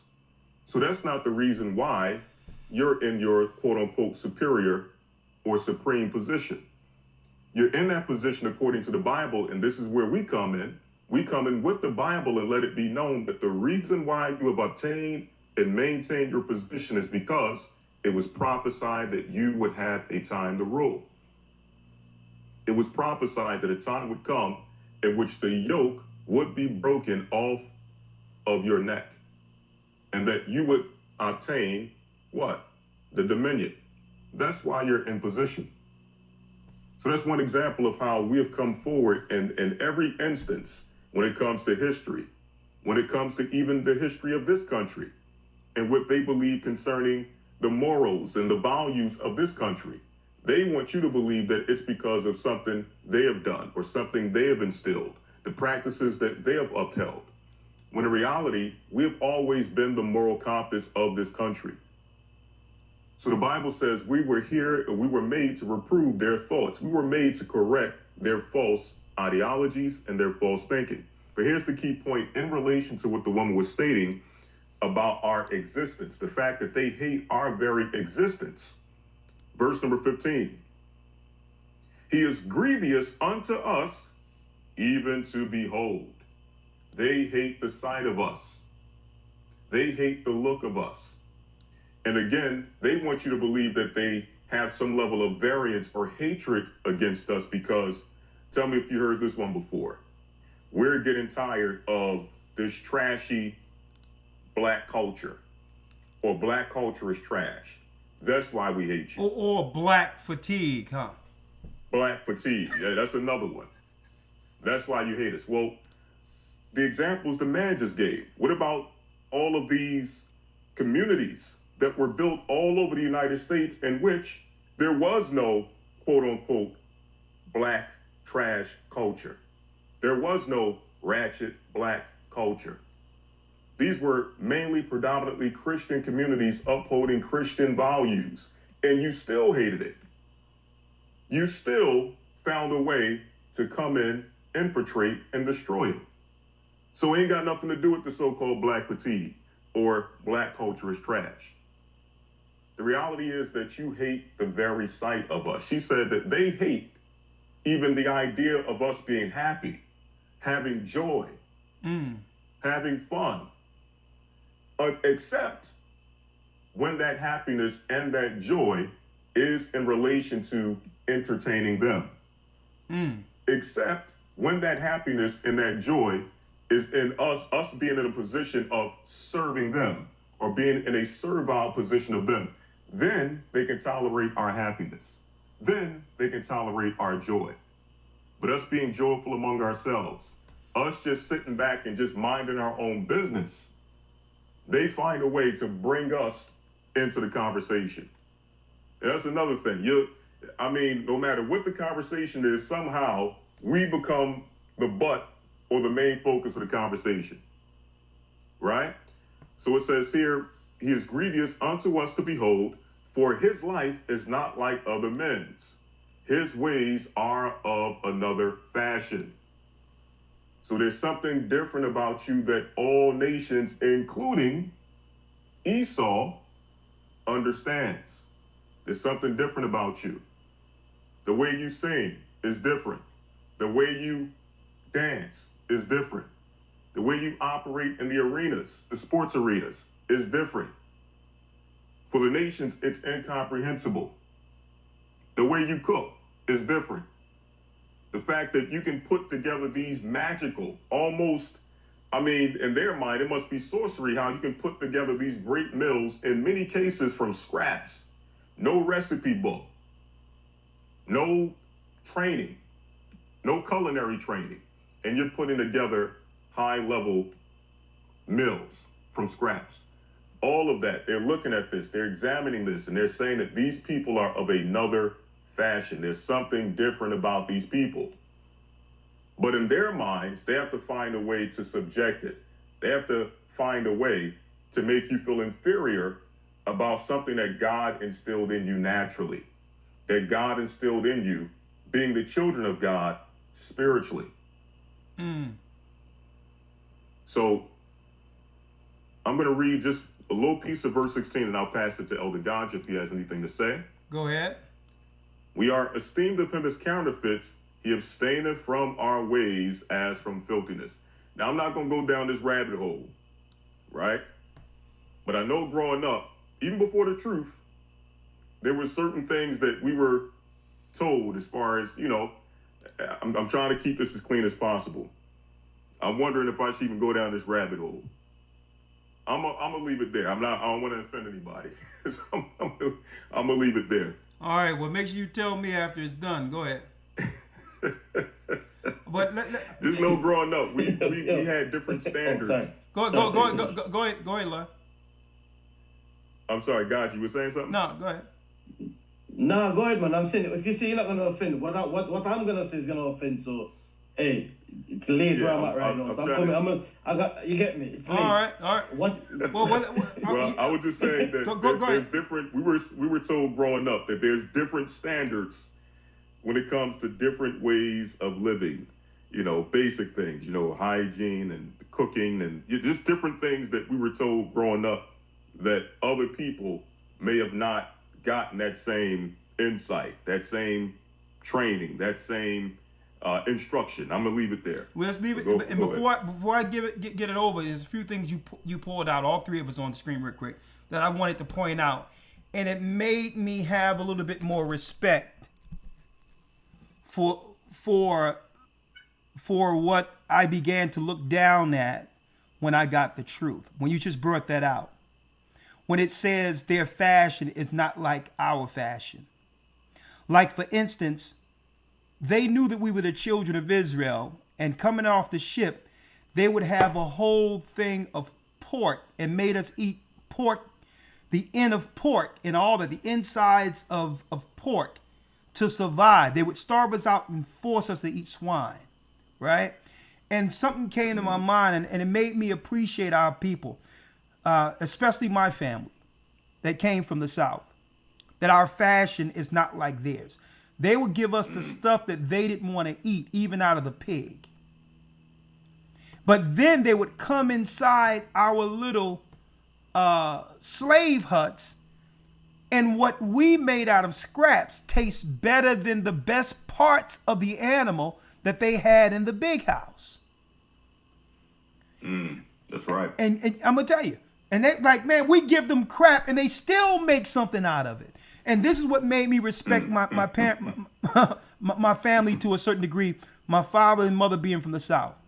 When I got the truth, the first thing I said was, Mom, we shouldn't be eating this crap. It's swine, this, that, and the other.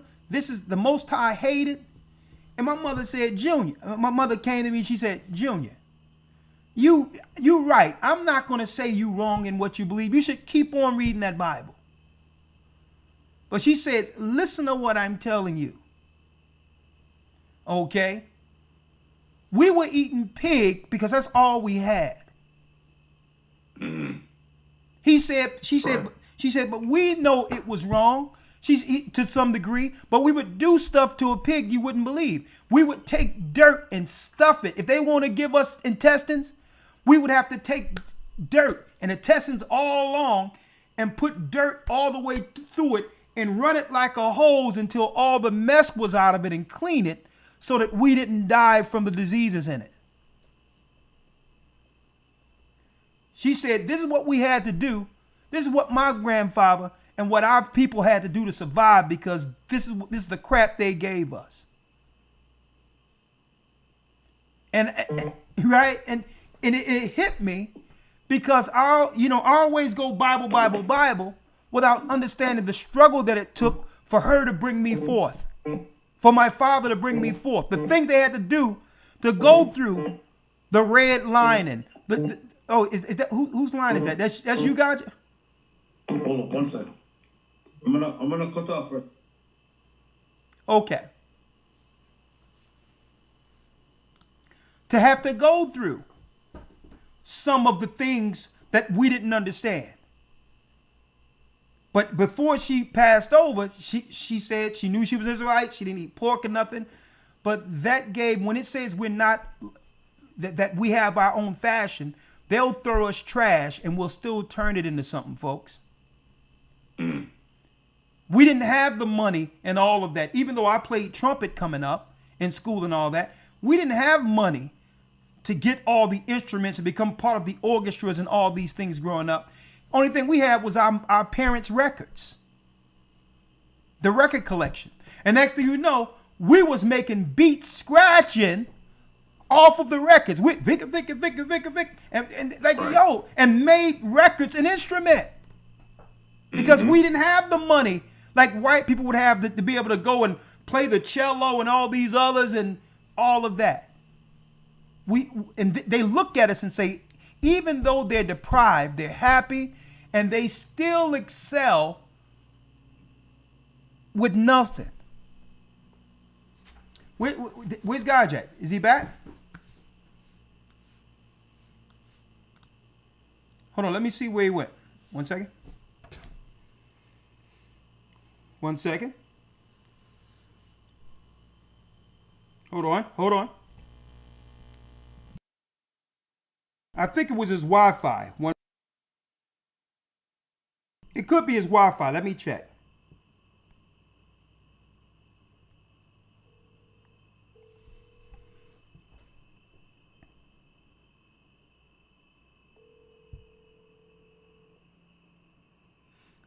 Oh, I think he's on his phone and another call was coming in. Mm-hmm. Yep. That's what it was, because I heard something happening. Well, I'm sure he's gonna come back. But yeah, well, since we'll wait for him to come back. But in the meantime, Elder, let's go to the next portion. Let's hear this out, and then we're gonna transition. Let's hear it out one more time. Fair use. Mm-hmm. Fair use. That'll give him time to come back. Yeah.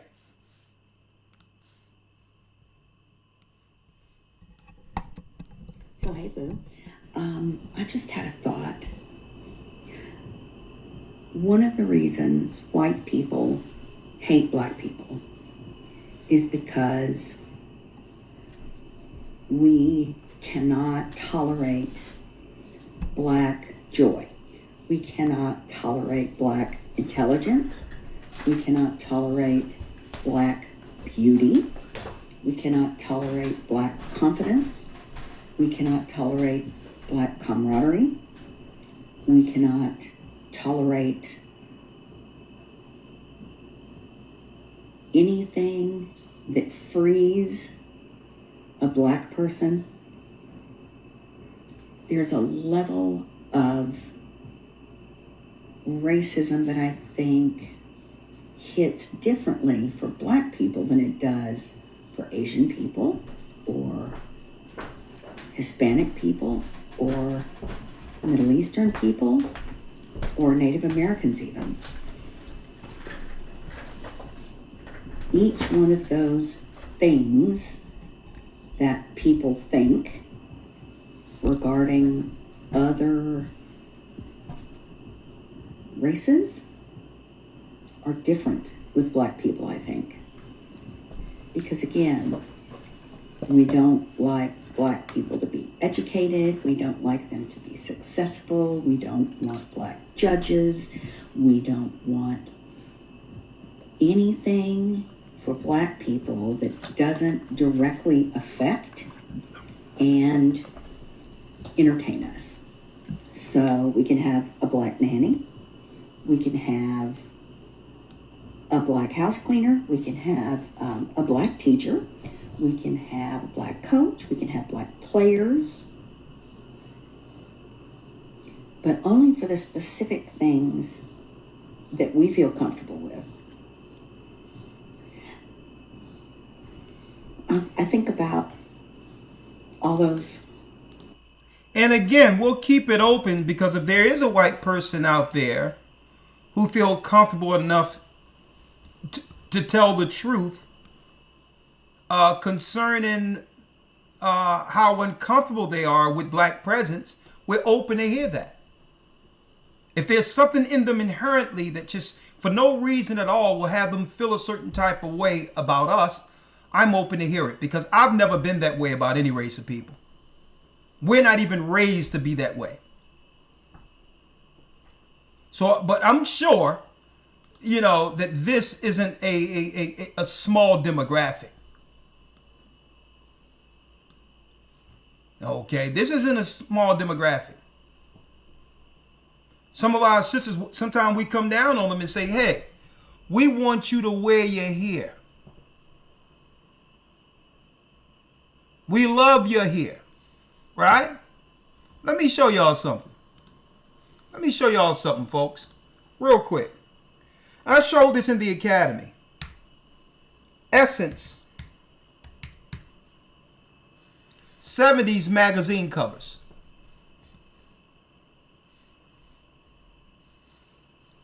Let me show y'all. I showed this in the academy the other day, Elder Lawyer. God, if you're out there, you can come back at any time. I showed this. Folks, I need y'all to see this. Essence was owned by a black man. Essence, Jet, all of the stuff that we were doing for black excellences, folks, there was never a time that the black man didn't honor and respect the black woman as the standard of beauty. That's something, it's revisionist history what they're telling people now, that black women aren't protected by their men. I'm going to tell you who indoctrinated our women with that. People like this. You would go into the office and she was in HR. She was in position. See, I worked in the corporate sector, and I always would find women like this who would like to boast of themselves, especially over a black man. It was them making our sisters feel a certain type of way when they come into the office. And if you're going to be in the office, they felt more comfortable if you wore hair like them. And our sisters would be what? They would be more accepted if they wore hair under the corporate model set by who? Karen.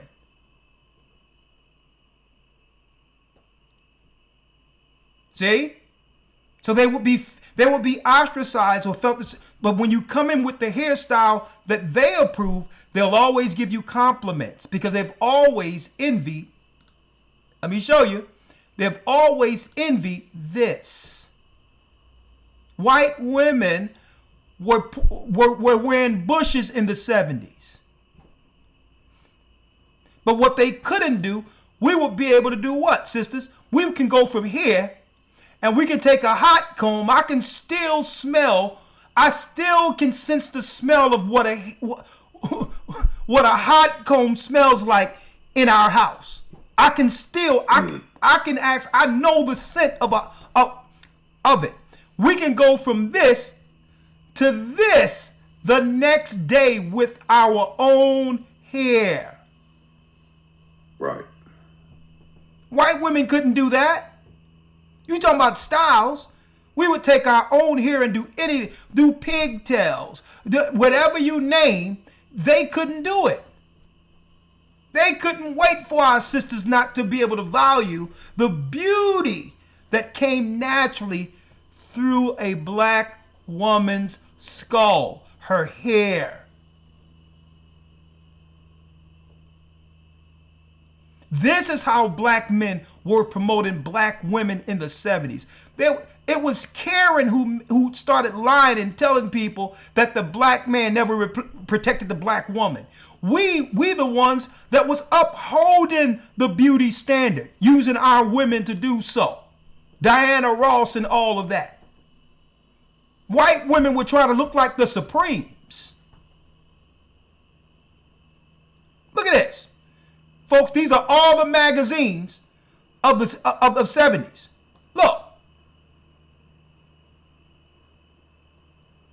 And they use Marxism and break up the family through insecurity and all that to take away the natural thing they've always envied, so they don't have to bear it. And all the brothers are saying the same thing. I don't know where y'all hearing this stuff at. We've always loved you with your hair. We've always done it. But it was Karen, folks. If you're going to be around us, you're going to wear our standard. And if they wanted to be in the workplace, our sisters didn't want to feel what? Left out. And don't come there, don't come into the workforce and your body was right.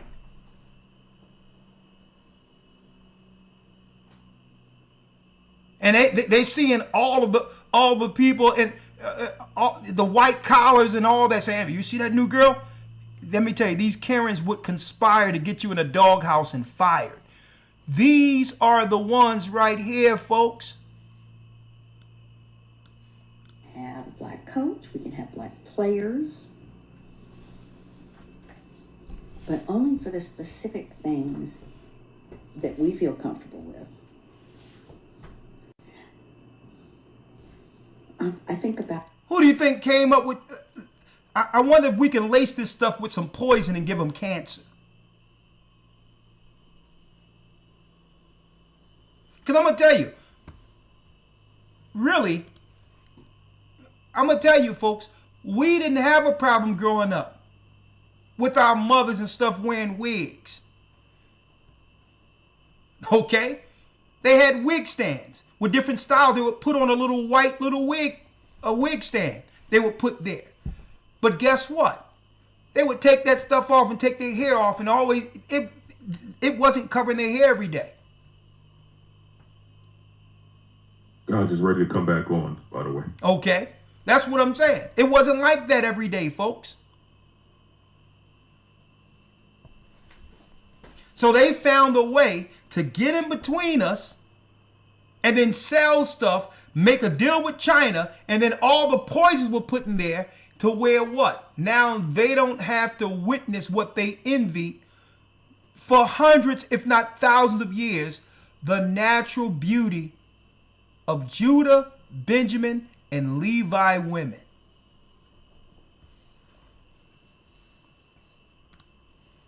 God is back?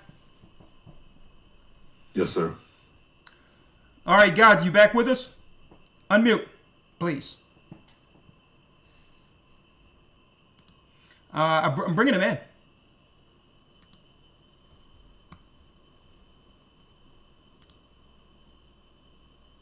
Okay. You back, God? Unmute, please. Mute. Okay. Yeah, man. Sorry about that. Can you see me? Can you hear me? Yeah. Let me play it all the way through, then I'm going to let you come in, all right? Okay. All right. The water. It was Karen, folks. And guess another thing Karen did. When they opened up immigration, they started siding, and liberal men was doing it too, but it was Karen. It was her. She was the one getting with our sisters in these different boutique shops and other places saying, I just love how exotic, and when y'all come over, y'all nothing like the black women and black men over here. They, all due respect, they don't work as hard. They don't have as much passion. What they were dividing and conquering, folks, because why? They needed a demographic of blacks who would need them. And through what?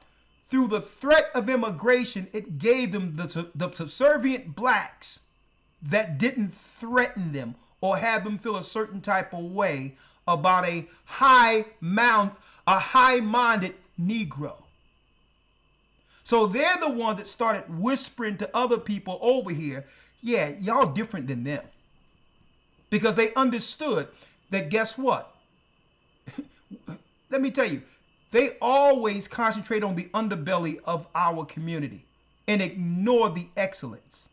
And they don't tell people in other communities that come here from Jamaica, from all that, the excellence that they've always envied. Okay? Divide and conquer. And then they did that. They said stay away from them. And guess what? The 12 tribes of Israel started teaching. And the same people they tried to keep us separated from was joining under the same belief. We try to keep the Jamaicans away from them. And now they saying they're Benjamin. We're trying to keep the Haitians away from them, and they're joining together. We can't even use their own people against them. About all those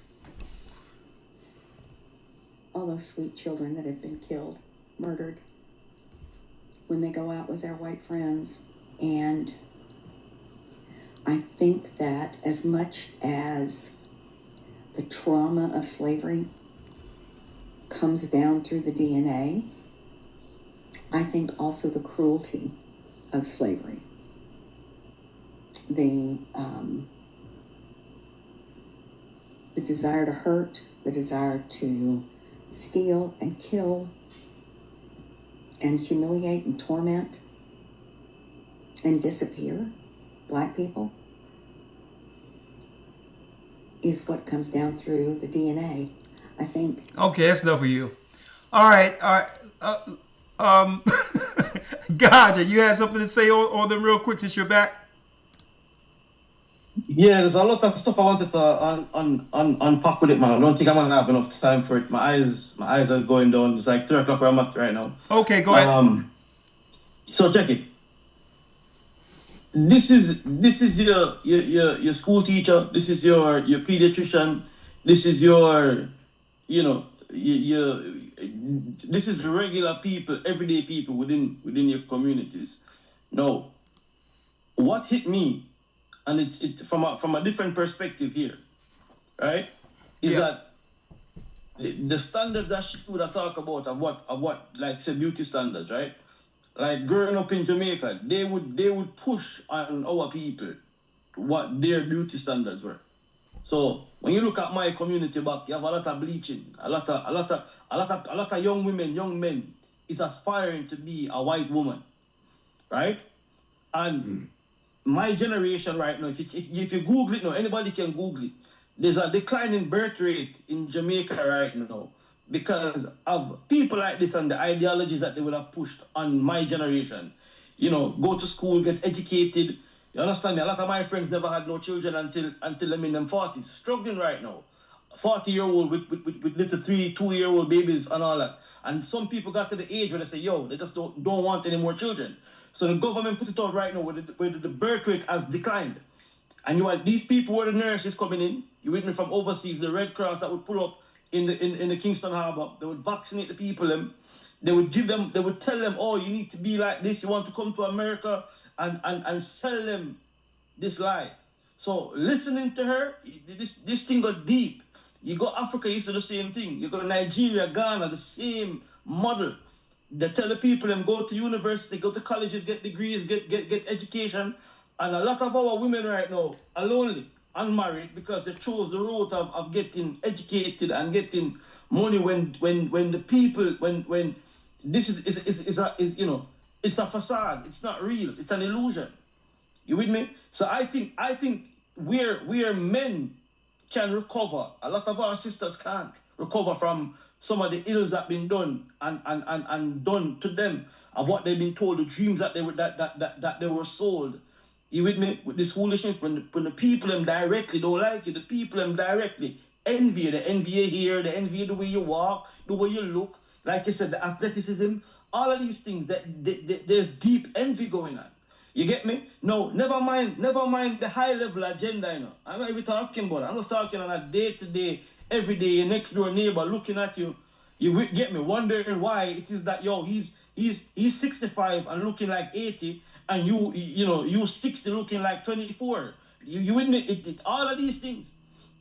So it compound like I was like listening to it, man. There's so much I should have actually put pen to paper, write it down. There's a lot of things. And then the other when you brought on the other brother confessing, you know, it's so much, man. It's so much. Listen, check it. Check this out. I'm in China, okay? I'm in China. I went over to a place called Macau. Macau was colonized by the Portuguese. There's one of the oldest churches in Asia in there. I got the pictures of it. I need to send them to you, right? And I'm in Macau, and Chinese people walking up to me, came up to me, grabbed me, hugged me, feeling my skin, trying to feel my hair. Okay, taking pictures. Took pictures. Tell me where I can go and find the pictures then, because they wanted to be seen with me. One person took the phone up and called the mother. I'm in Shanghai because my connecting flight, miss my connecting flight, and I had to stay 2 days in Shanghai on my way to Australia. Go to a place called the Bund. I'm on the Bund. Okay, look it up. Yo, people, you would think that I'm a celebrity. You would think that they know, like, you would think I'm a basketball player or something. People coming up, just want to hold my hand, want to hold my skin. Bro, men coming, hugging me, want to take selfies with me. You get me? So the hate. Well, the world knows. Hey, Gaja, that's what it was like that when we landed in Egypt years ago. It was like that. But yes. go on. So these nobody. We are the only people on the earth that can generate that.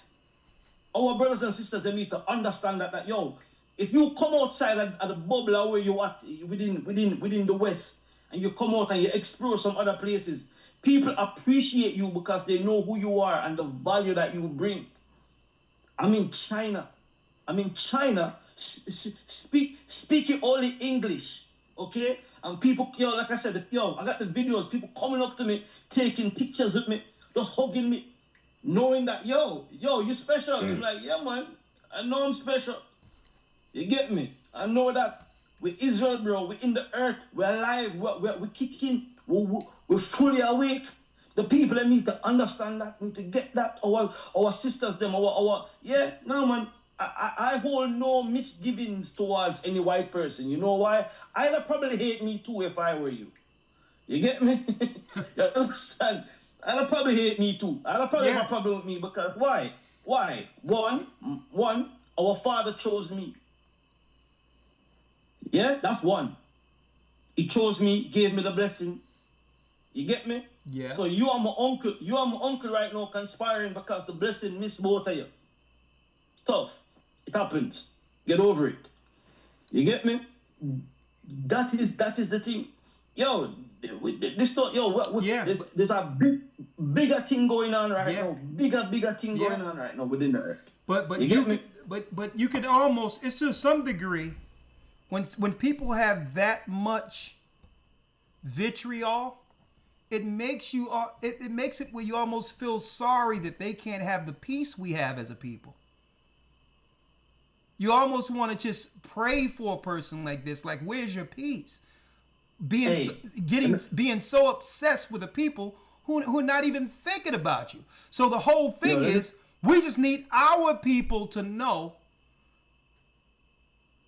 that this particular spirit is in all positions to cause anarchy and to cause division amongst us. So that we can now examine ourselves outside of their indoctrination as a saving grace, as a way of preserving ourselves alive. That was my point. But go ahead. Let me drop something here real quick, right? And this is going to be my last point for the evening. And I did this on the Sabbath. Well, I'll tell you what, you probably don't want that to be your last part, because when you said go to colleges, wait till you hear the last piece of the scripture of where they got the whole ideology to use 3.5 years to indoctrinate a Trojan horse to undermine our people. It's in the scriptures where they got it from. All right, let me wake up. But let me drop this though. I want to put this based on the last point we just made here. Go ahead. Elder lawyer, can you read something for me, please, if you don't mind? Sure. Can you get me Sirach 28:1? And why I'm going here, Elder, is this. Check it. You see when Christ said to them, when Christ said, pray for them that despise you.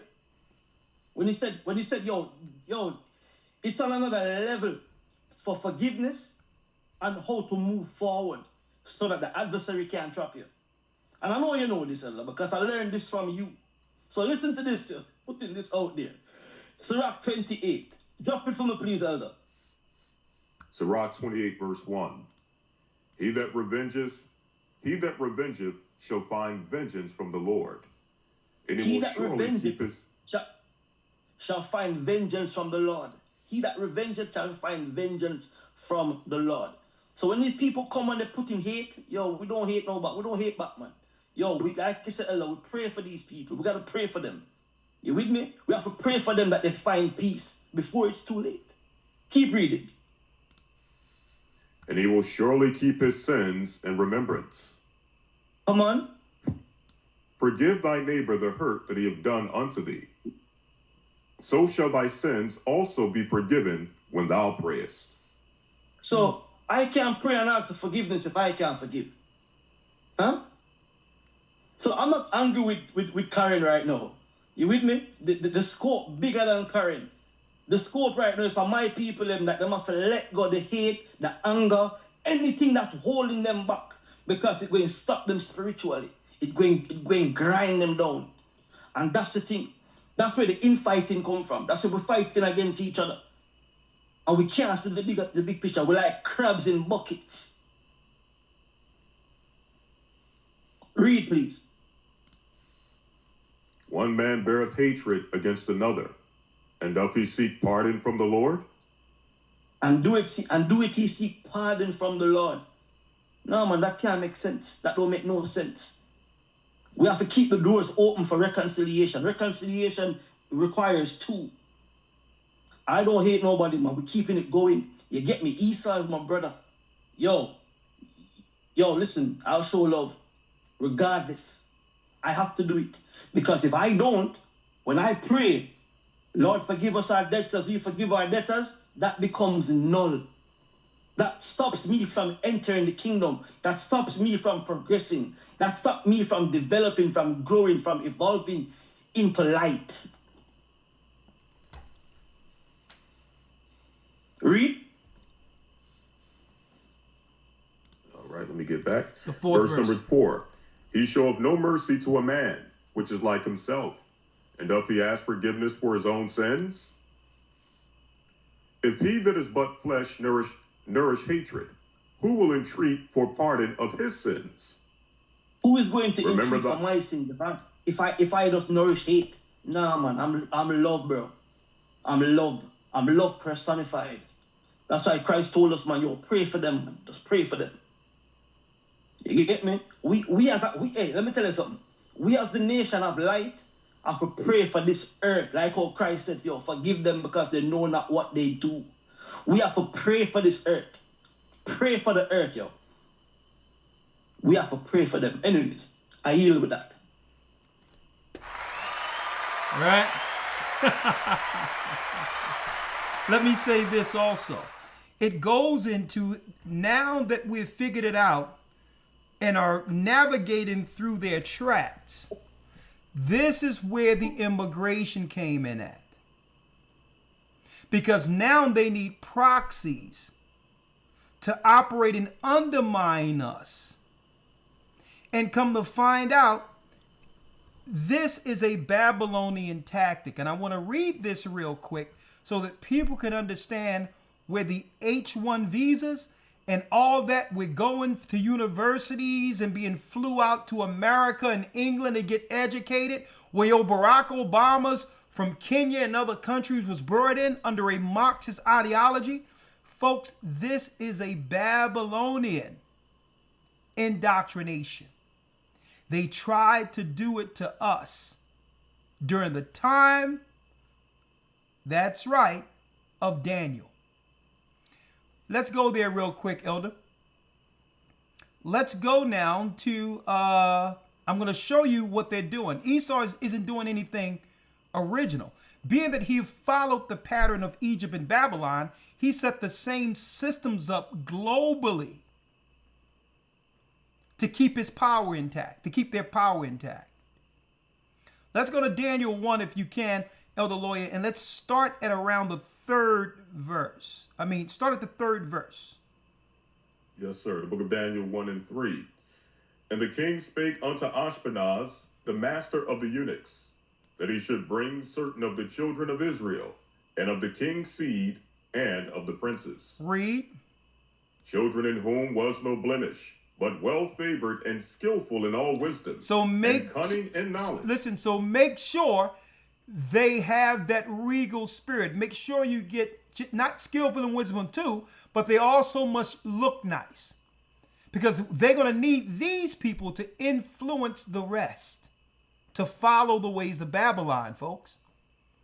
So get the best looking amongst their people and make sure they're high in wisdom. Read. And understanding and cunning and knowledge. Cunning and knowledge. Hold up. So make sure they're smart. Read. And understanding science. And such as had ability in them to stand in the king's palace, and whom they might teach the learning and tongue of the Chaldeans. And whom they might teach the learning and the tongue of the Chaldeans, folks. So when we fell under Babylonian captivity, they got the elite and the intelligent amongst our people, knowing that we are the salt of the earth, that no empire can thrive without the spirit of ingenuity that comes through us naturally. And I did the research on this, folks. There was a 3.5-year program that they wanted to utilize to indoctrinate us, to convince others of our people to now follow the ways of Nebuchadnezzar. This was a political school of indoctrination to control people. That's why you got your H-1 visas going in, where they bring strangers in and immigrants in and put them in political positions over us. It's the same model, but they use the best from other places to undermine us. And I'm telling you, they're doing it because they are upset with the gospel that is being proclaimed throughout the earth, where Judah began to wake up the 12 tribes throughout the earth. That is what immigration is all about. They needed a proxy. And now that they were now able to accomplish what they needed, especially after the jabs, because they needed our people in key positions in all these other cities to be the face of those who would roll out their programs. And for years, they would place others in our schools who were just happy to have a job from other places, while our children read at a 3rd and 4th grade level. And we never asked, what type of teacher would be proud of passing a student that cannot even read? And I can't do it now because I'm going to have to do it Friday. This is it's called the what? It's called the Marxist Manifesto.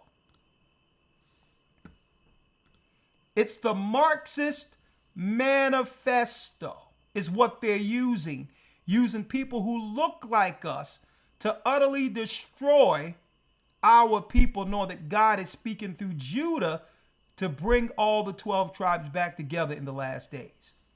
The strategy, Marx's approach to strategy, the strength we had was family and core belief of God, and they studied us to undermine and utterly destroy our people to where there'll be nothing left of Judah. It was the Marxist approach to a strategy. And I'm going to talk about that this coming Friday. I'm going to go over the whole manifesto on Patreon. It's going to trip you all out that this plan is also in scripture, how they would undermine us at the very at the very end, where only what? I'm going to tell you this, that the Most High would have to protect Judah, or Judah would be utterly erased. And in the manifesto, they had to focus on convincing the woman that we, the black man, was the enemy. I'm going to tell you. And once they were able to finish it through Barack Obama, immigration, education, and then they used others to come in to administer the stuff they needed to administer so that we can't populate the way we would normally, where our women can't even hold children past a certain month.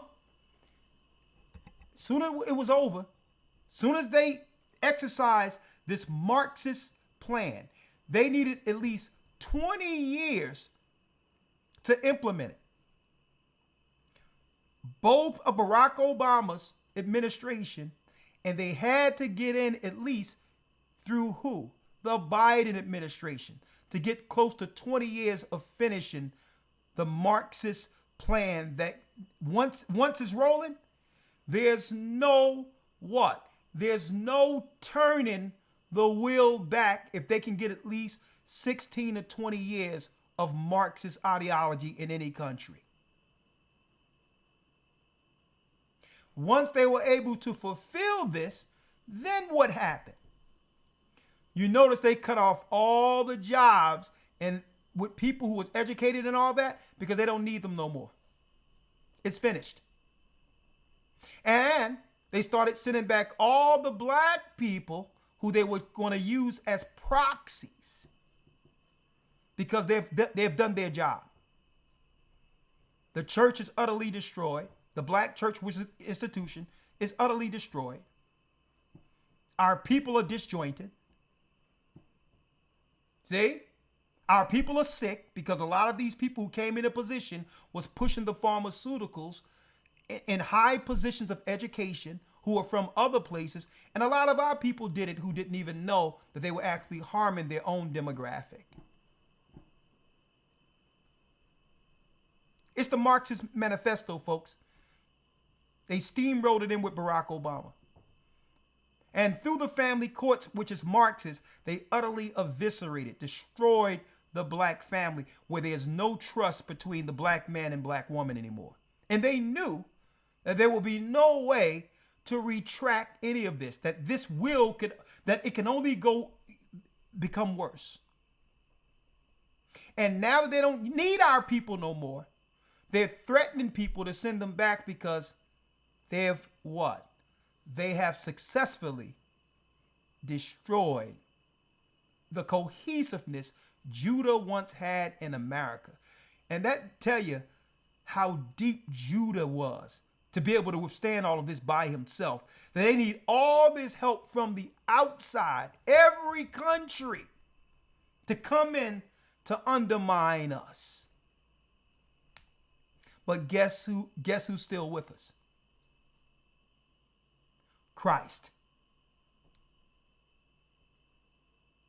Christ. That's why this woman was frustrated, because no matter what they've tried, we still survive.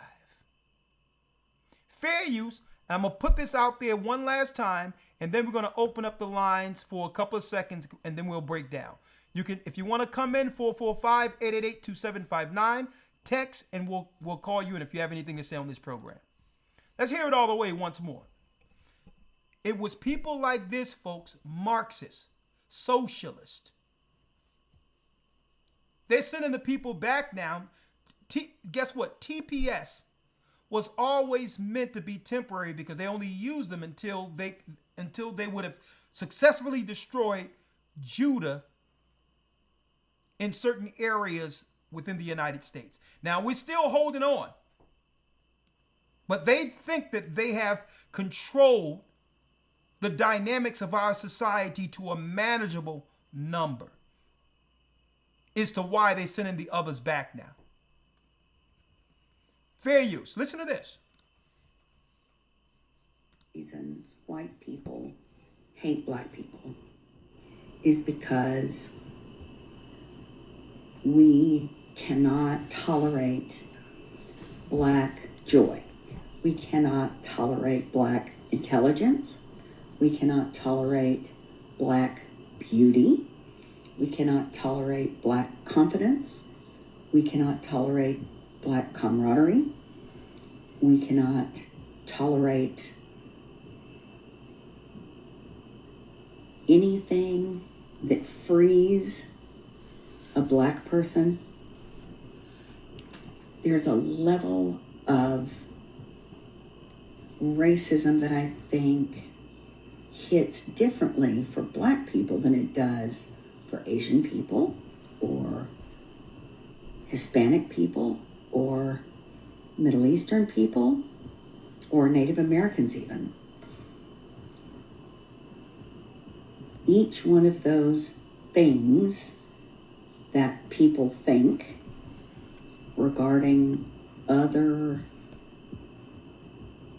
races are different with black people, I think.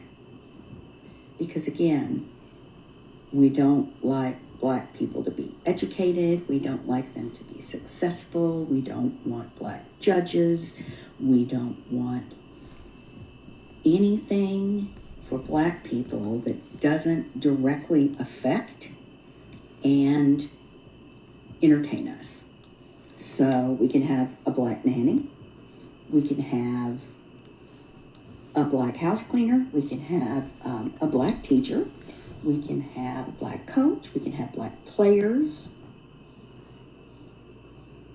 But only for the specific things that we feel comfortable with. I think about all those sweet children that have been killed, murdered, when they go out with their white friends. And I think that as much as the trauma of slavery comes down through the DNA, I think also the cruelty of slavery. The desire to hurt, the desire to steal and kill and humiliate and torment and disappear black people is what comes down through the DNA. I think when you do something like that for long enough and you pass it down for the many years that slavery and enslaved people were in chains,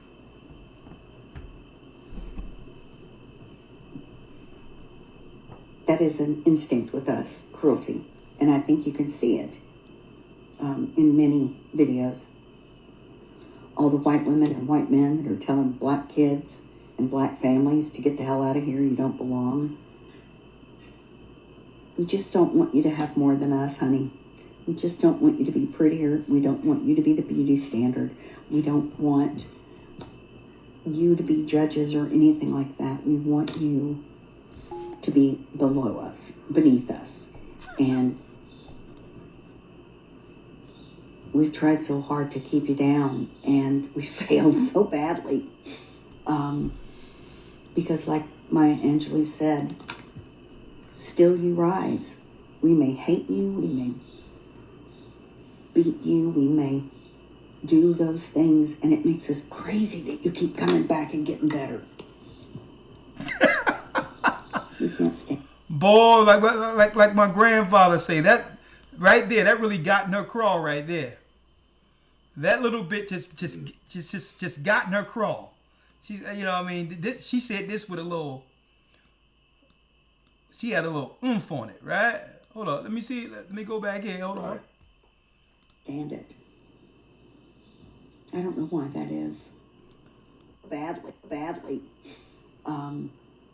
Because like Maya Angelou said, still you rise.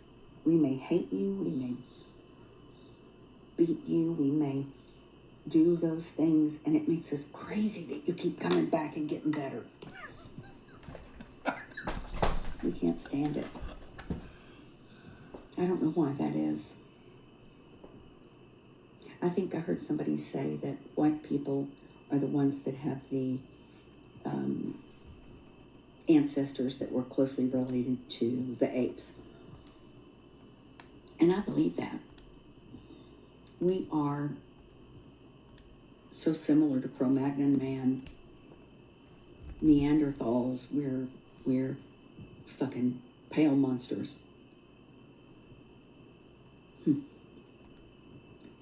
I really hate being white sometimes. I'm super ashamed. I think things like,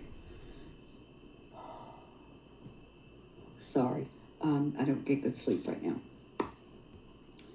I think when I see a young black kid with a bunch of white kids, or like I try to watch for things that are happening, and I was thinking to myself, if I saw a black kid hopping in a vehicle with a bunch of white kids, what would I do? I mean, I could do anything. I could get the black kid to come over and say, hey, I think I know your mother, come here. And then to say, you better get away from all them white boys. But I had a brown friend of mine tell me that was silly and that it is savior-ish. Ooh, and I don't like that. White savior. Ugh. And then I still do it. I have it in me that black people need my help. Mexican people need my help. No, thank you.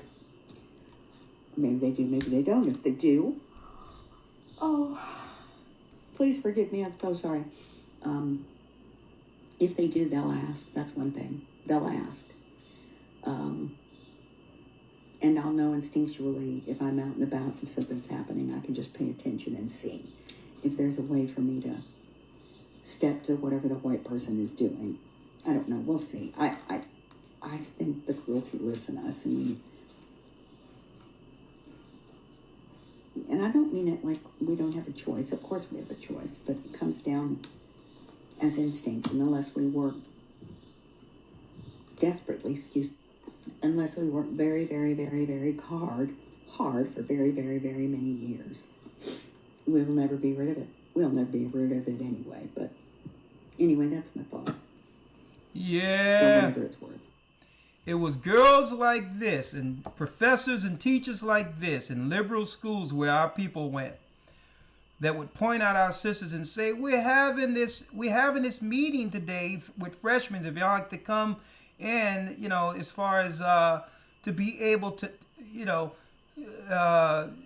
to deal with some activism when it comes to women's rights or whatever the case is. It's people like this who've been targeting our people. Right. To indoctrinate us against our own interests, to only send us back in the community to blow it up based on what? Karen telling us that with this degree, you know better than your own people. People like this. Okay, what I did was, and guess what, folks? Knowing is half the battle, like I told you all earlier. We cannot trust their systems. And guess what? They know it. They know it now. So since they know it, you see all the Democrats, Ellen DeGeneres, and all these degenerate, and others left the country when Trump was voted in. All the AID money, all the funds that went out for nonprofits and all that, they know that our people cannot be programmed like we once were, and now they don't need the liberals no more. So they've taken all the funding from them too. So I'm going to tell you where it stands. Going forward, a lot of people don't understand where it's about to go. They made it where, guess what? if you were on the system, it's each man for himself, without help from the system. That's where it is going, and it's not coming back.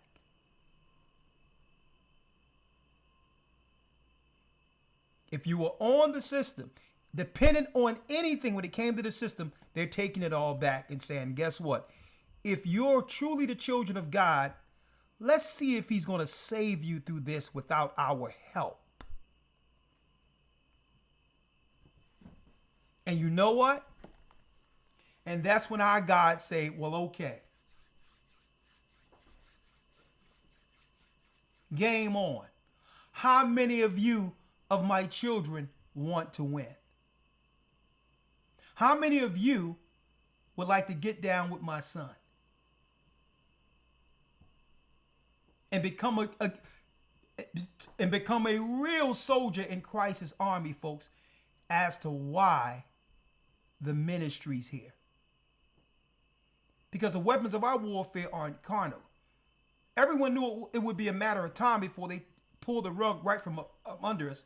Because the only way they'll give us something if we can actually respect them as the God or the people we need to eat. We're eating from the master's hand is the only thing they respect.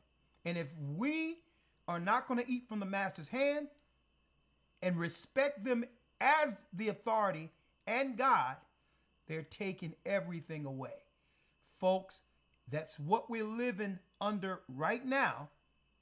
The socialism and the Marxist ideology is fully entrenched, and that's where it goes next.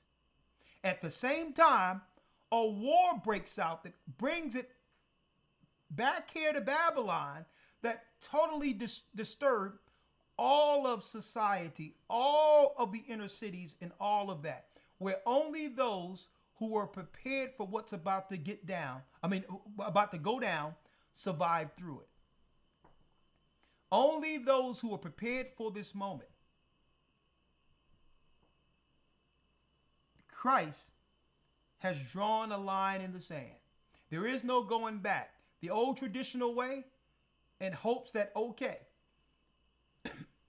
first of all, if I was to look to the men and say, men, it's time to follow the Most High, get up with the commandments, put all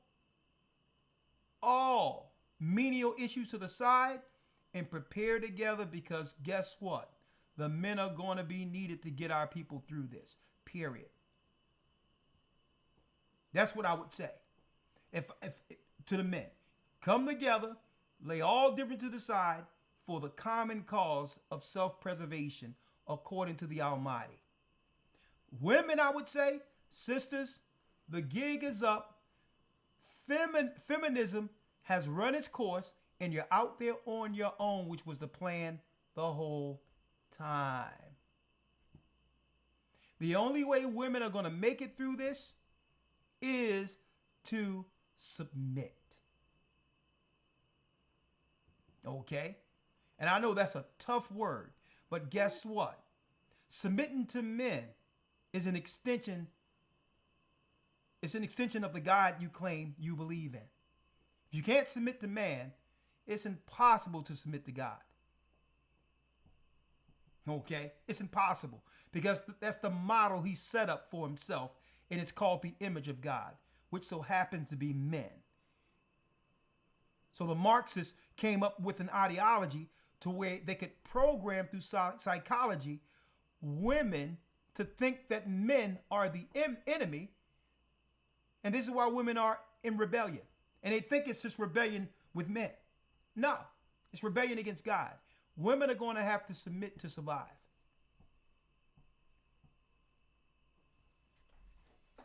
Period. Period. That's it. What is submit? Submit is exactly that. Your will is to help meet a man's plan. Men are going to have to stand with a plan. And it doesn't matter the status, because all the money is about to go flatline. So based on how much a man making all of that, that goes out the window in a society that's riddled under war. That's totally decimated under war. There is no status. There is no finances. There is no job to go to. A man is going to be like pure gold, not just because he's rare, because you're going to need one to survive.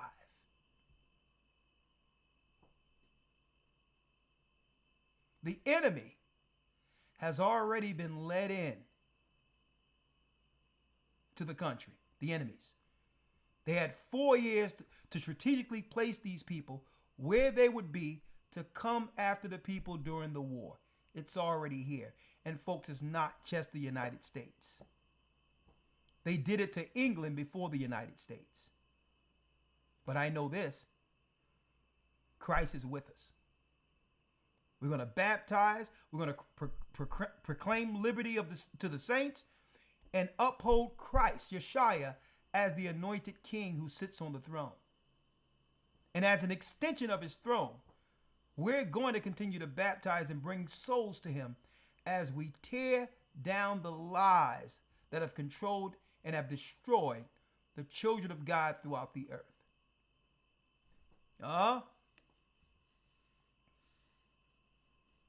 I know Gaja had to go. And yes, Elder Lawyer and myself is a little under the weather. It's kind of a little throat thing going on. But hey, we was able to stand nonetheless. Gone.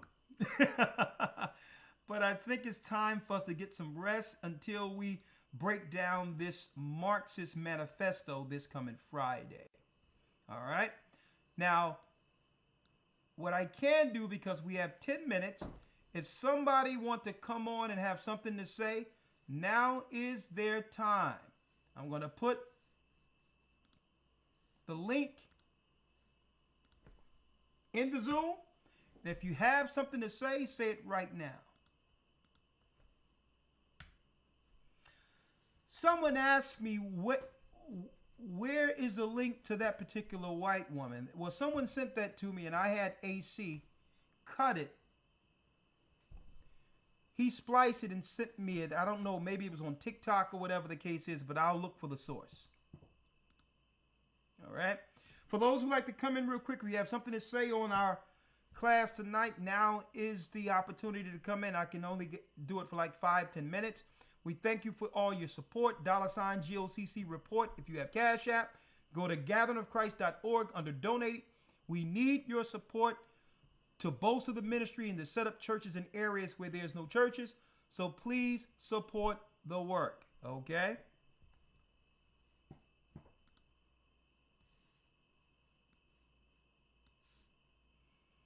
All right. Please support the work. None of this is possible without your contributions. Shalom, elders. Okay, let's see what we got here. Okay.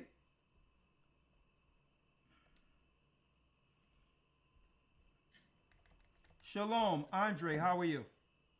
Hey. Okay.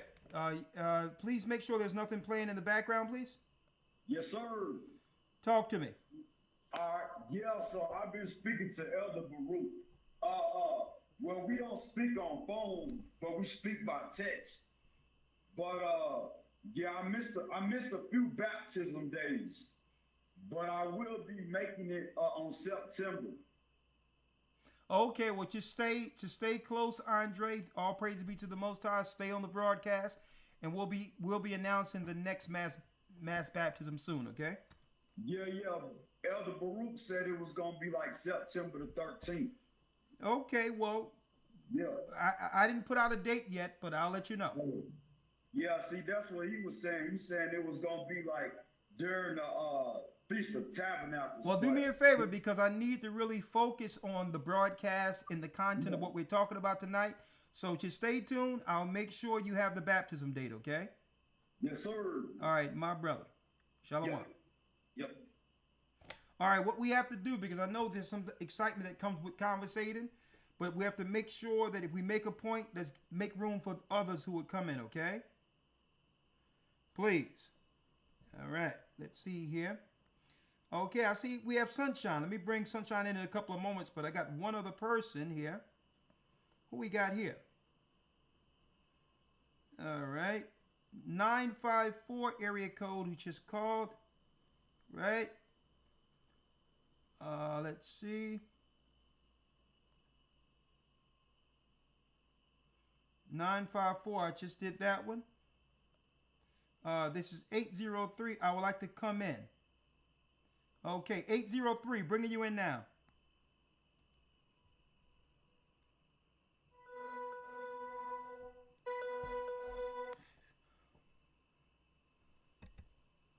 Shalom, the Gather of Christ Church. You're live with On the Watch. What say you? Your name and location.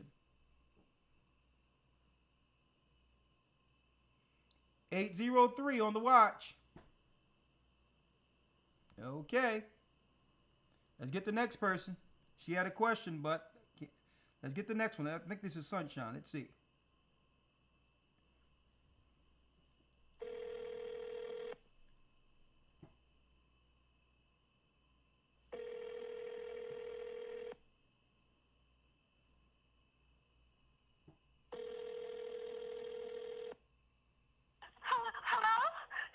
Hey, what's going on, Sunshine? Talk to us.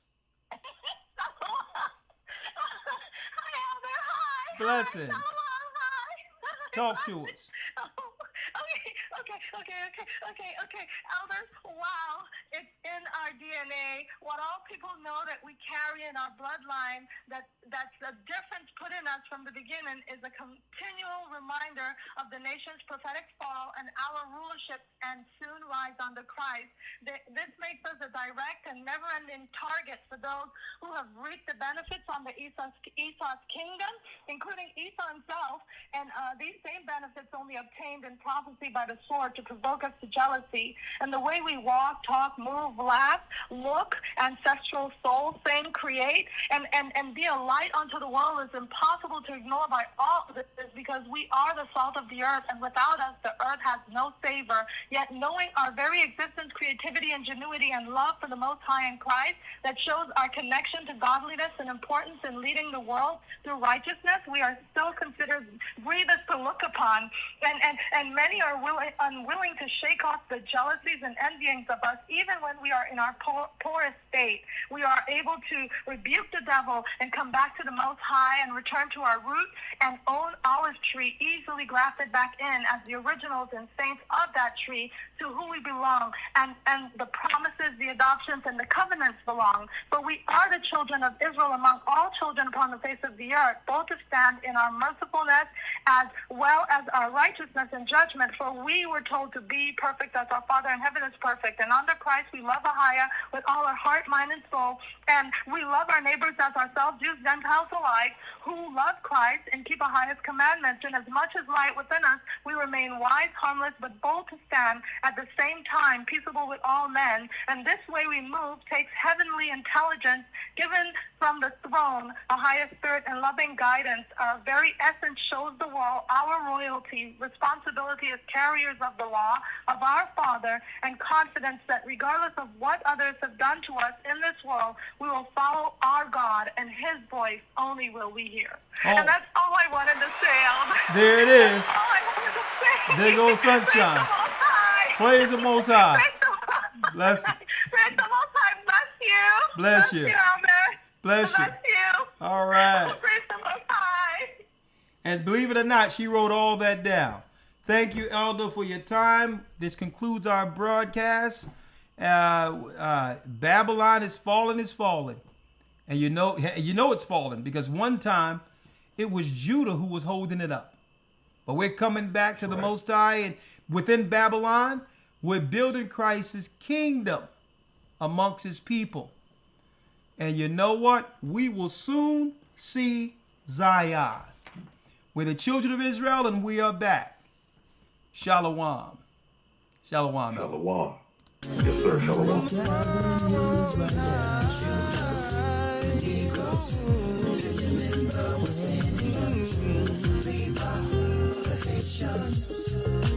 Gathering in Israel.